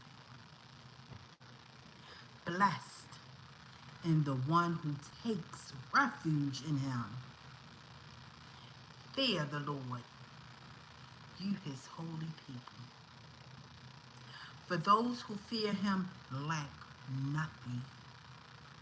That's why I say y'all can have all the money in the world, honey. Give me this. Give me my Bible. Give me God. Y'all can keep that fame and fortune and that wickedness and that evilness and that witchcraft. Girl. Fear the Lord, you his holy people. For those who fear him lacks nothing. The lions may grow weak and hungry, but those who seek the Lord lack no good thing. Come, my children, listen to me. I will teach you the fear of the Lord. Whoever of you loves life and desires to see many good days, he's telling you what to do. Keep your tongue from evil and your lips from telling lies. Turn from evil and do good. Seek peace and pursue it. The eyes of the Lord are on the righteous, and his ears are attentive to our cry. And this is where I used to bawl. Thank you, Lord. I ain't crying no more. But this is that part. I used to be like, oh, God, help. His ears was listening to my cry. But the face of the Lord is against those who do evil, to blot out their name from the earth. Diddy and that evil entity that we know as the industry. That's what made me, I just thought about him. I wasn't thinking about him at that time when I was, going through it and just seeking. The righteous cry out, and the Lord hears them. He delivers them from all their troubles. The Lord is close to the broken-hearted and saves those who are crushed in spirit. So to all y'all ones that's trying to worship this and worship that and thinking that, oh, let me look at my ancestry. Let me tell you, I was one who was always doing research on our ancestors and, where they come from, where we come from, and all those great names, but I never praised them. Oh, no, never praised them. So, yeah, God is the only way. The righteous person may have many troubles, but the Lord delivers them from all evil. He protects all his bones. Not one of them will be broken. Evil will slay the wicked. The foes of the righteous will be condemned. The Lord will rescue his servant. No one who takes refuge in him will be condemned. God is good, y'all. God is good. This is the scripture that I used to always read. I used to be so... This resonated with me at that time, and it resonated with me at the time. You put in these thoughts. Well, thank you, Shay. This resonated with me at the time of me going through it, and I used to read it all the time, and I highlighted it, and haven't read it in a while. I read it this morning, and I'm like, wow. And I highlighted it so long ago, the yellow is like faded away. But I just wanted to read that with y'all and just share that and let y'all know that God is good. God is good. And I'm going through what I'm through, Everybody that left, all friends, and I don't even talk to family no more, but... And not saying that they know what I'm going through. They don't. And my extended family, not my media, but my extended, they're not into this social media thing. Like I was saying to y'all, some people out here, they're just not into this type of stuff. But I just distant myself because of what I'm going through, right? And just trying to prevent from explaining it to people, and it could be a lot, but this is who I just keep my trust in, and I stay prayed up. Like I said, I came to y'all the other night, and so high in the spirit, looked as tired as I don't know what, and told me I ain't got no sleep in my eyes, right? I just got finished reading, but God is good, y'all, and I'm gonna just keep doing my part.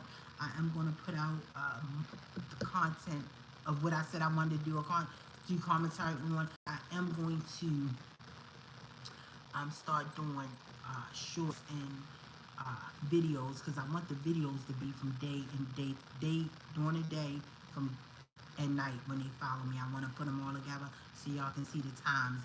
Now I know I told y'all I have on my channel just clips, but those clips are much bigger when I add on the times of the day of the blatant harassment, stalking, and violence. And just keep me in prayer. This, I stay sane through it all from this. I gotta be in a word, because this, if I tell y'all, like the other night when I came live to y'all at 2 in the morning, and I was eating, and I was just high in the spirit, and laughing, and you would not even know the severity of those big military airplanes, military green airplanes that was following me. God is God. I just prayed, God, you know I'm not lying, and I know saying it to these viewers, it sounds so crazy, but they were just panicked, like, where is she going? I mean, I never seen nothing like it, but I'm gonna stay prayed up. I'm gonna keep my trust and focus in God. I've got to, because those were some, tell y'all, if I tell y'all right now, it was the military,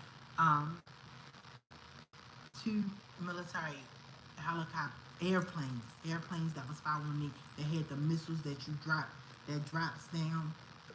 Y'all wouldn't even believe me. So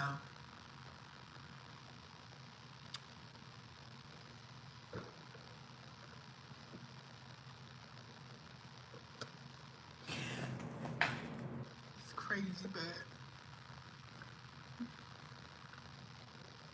you would think like, and I mean, of course, I'm human, so I can't help to think, well, do they got something? Is, what is it? Is it something that I'm carrying? They see that I got a match or something? Like, what? I don't know what it is, but this has been my life, and I stay prayed up, because saying this stuff is so, it just sounds crazy to me, so I know it sounds crazy to y'all, but this is what I'm going, like, those, and I came to y'all that night. Just got finished reading, went on live, and you would not even know that it was freaking green airplanes with the things where you can drop bombs down. I cannot make this stuff up. And I'm just got finished reading with my hand on the Bible, so God knows I'm not lying, but just telling y'all, it sounds so crazy. And it was literally following me to my destination, just keeping their eye on me, and I don't know why. It's just like, it's crazy. But I wish I would get this up. I wish I really was making this stuff up, but just stay prayed up. I just gotta keep my thoughts fixed on him. I have to. Cause saying this stuff is just seems so surreal and so weird. And y'all watching, y'all know it's true. Y'all know, the ones who following me and watching my every move, y'all know y'all are doing this. Y'all know y'all that happened that night, right? And they know, and God knows.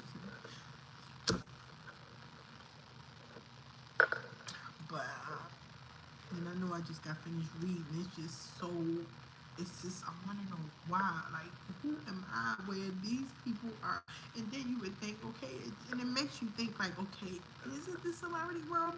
Even though, yes, I stand on it and I say that, it didn't start until my back and forth with demonic soul, that even today, yes, I don't care if she had a baby, she's still evil. Some people just evil. And like I said, she came into this industry at a very young age. So, her mother even said on video with her talking to her boyfriend, yes, I sold my daughter. So what? Nigga, we 80 mil up. Who cares? So what? Big deal. We got the money. So just, looking at her coming into this industry so young, she had to have no feelings and be cold hearted. But why target me? Like, it's like,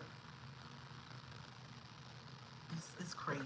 It's crazy, but yeah, I say that it started from there. That's when I noticed it. But it also, I'm being boisterous and telling y'all everything, and I see me record. Like, I record them. I record that main military thing. I'm recording them, and they don't care. And it's like, and they know I can put it out at any given moment, but they still is on my heels. It's like, well, still on my heels is a figure of speech, but still following me, and it's just make you think, like, well, what is it that they want from me? Do they want me to go crazy, or is it something that they want from me? What is it? I don't get it, but I'm gonna just keep my trust in God. God knows my prayers. God knows what I pray for. God knows my request. And what what the 27 says, um, wait on the Lord. Be strong, take heart, and wait on the Lord. So that's what I'm gonna do. Wait on the Lord. Be strong, take heart, and wait on the Lord. Um, but yeah. All right, guys, and I do not even mean to cry, but I know God got me. I'm gonna stay prayed up, stay in the Word, keep my eyes fixed on Him.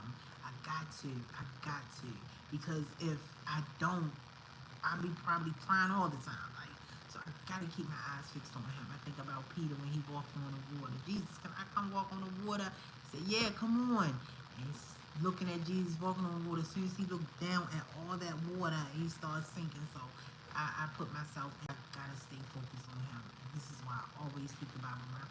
Always get up. Always read to sleep. Just say my prayers. I gotta start fasting. I haven't fasted yet, but I gotta start fasting. Tomorrow I'm going to do my first video, my first introduction video on my new channel. Cause Clarissa, I'm gonna get fit like you girls. Like, I know she ain't watching, but Clarissa, she's my motivation to help me get fit. I'm like, wow, her body looks good. Fit. That's how girls looked back in the day when they worked out and took care of their bodies and took care of themselves. They didn't go and get a skinny waist and a big old funky butt. Like, for what?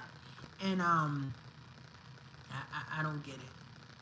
Working out, I know that is the way to go. But I'm on Twitter always voicing my opinions, and people didn't like that. But yeah, I'm going to do my first video tomorrow, and then I'm gonna give y'all the name. Well, I already gave y'all the name. I'm gonna tell y'all how to get to it, or the link or whatever. And yeah, that's gonna be fun. I'm going to weigh myself. Y'all gonna see me weigh myself. Now, I did lose weight from when I first started working out last month. It wasn't every day, but I started working out last month and started eating right. I haven't really gotten to the swing of eating healthy, just focused. But hopefully with this channel, with everybody watching, everybody focused on me losing the weight, hopefully that'll work. And just stay. I know how to lose the weight. I just need to stay that size. I know how to lose weight. I need to stay that size. And plus, working out, it makes you feel so good. It makes you feel so good. And it's not all about, I mean, even for me, I'm going to work out to lose weight. But it's been times where I was a nice size, wearing a size 12 jeans. And that's not skin. Even when I got out and tell you, I was all sizes. I was all sizes, right? In my 14s, I was working out all the time. Size 14, just working out all the time and just content with that size. And just working out just makes you feel good. It clears your mind. I just want to get back into that. Not me on a bike and stuff like how I've been. And I was on my treadmill like once since I started working back out. But just really working out, giving my body a shot, So yeah, Clarissa, her body looks really good, and so yeah, I'm gonna start that tomorrow. I'm gonna do that introduction tomorrow. Y'all gonna see me get weed. Y'all gonna see. I probably gonna show y'all my arms. Let me. I am so. Let me show y'all something.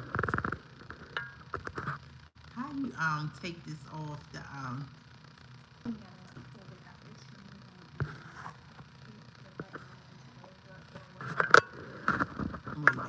I was gonna show y'all my arms, but yeah, that's my. Let me tell y'all, that is my. Even when I was small, even at my smallest, I never show my arms. That is my thing. That's my kryptonite. Don't fool my kryptonite. But yeah, my arms is just. I was gonna show y'all my arms, but when I went to twist the camera, but yeah, I'm probably show y'all my arms. I don't know, but I'm gonna weigh myself and take it from there. And I'm gonna give shape, and I'm gonna hold it all to Clarissa Shields, boy, cause her body, that's a fit body. So, guys, I want y'all to have an amazing weekend. I hope everything I talked to y'all about, y'all took away something. About self-love, teaching the little girls. Like every time I see a black little girl, my complexion, I always try to make her like, oh my gosh, you look so cute, and try to go into a little girl, way of talking. Girl, you look so cute. Oh my gosh.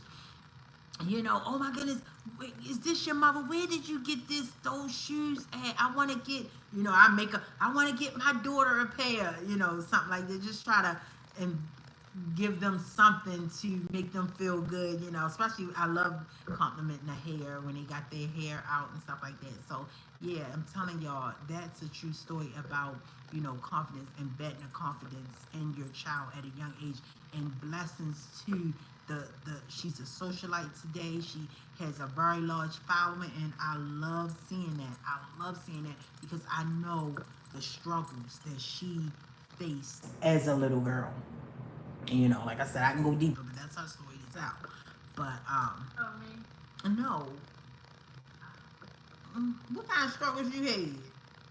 Oh, you want to my forehead? Oh, she talking about when she was. But see, I taught you how to not to worry, girl. She talking about she had a big. My daughter said she had a big forehead when she was young. Let me tell you, I taught it. Was my rule was it wasn't a night she didn't go to bed where we talked. We had prep talk. We had time to ourselves to talk every single night. Communication, communication, communication. So she would come home and say, so and so picked up my forehead. I'm up there the next day. I wouldn't be able to get away with it today. Y'all be hearing about me on the news if she was back, and if it was those times today. I walk in that class, you pick up my daughter's forehead, but look at you. But and the teacher be like, come on. I mean, of course they call my last name, but like, come on, really? I said no, and I'm getting on the teacher because you sitting up there, you let them talk like that, and you ain't saying nothing, but. Yeah, she, of course, kids be kids, and but one thing about, I do love hearing my daughter say she had a beautiful childhood, and that is so good to hear. I went through those struggles so she wouldn't have to, and that's a beautiful thing to hear. But, like I said, we all have, struggles, and, just keep uplifting one another. I hope y'all have a beautiful, beautiful weekend. I might do my introduction live for here, and promote it on both channels. I'm gonna see how I can do that. I don't know, but if I go live, I'll let y'all know. If I go live, I'll be doing it that way. If I don't go live, I'll do the video and then come on live and tell y'all, hey, my channel just up. And again, that video, I'm not gonna be doing no talking, just every day turning on the camera, working out. I'm working out. So that's my thing. And I think it'll be good for me, being as though people watching and people looking at me, it's going to be me expecting, people gonna be expecting me to lose weight. So that's gonna be fun. If you would have asked me if I was going to do this years ago, I would have looked at you like, you crazy. Y'all crazy. If y'all think I'm going to get on here and show y'all, even, I got to weigh myself. I'm going to show y'all my feet. That channel going to be fun. Be looking out. Yeah, be looking out. So, until next time, be blessed. Keep me in prayer, because I'm telling y'all, only God knows. Only God knows. And like I said in my earlier in this live, I'm content. Yes. If you would have asked me if I was happy 5 years ago, yes, happy, content. But I wouldn't say I'm happy now. I'm on a quest to find answers to see why this is. Thank God I got my sound mind. Thank God I'm at peace.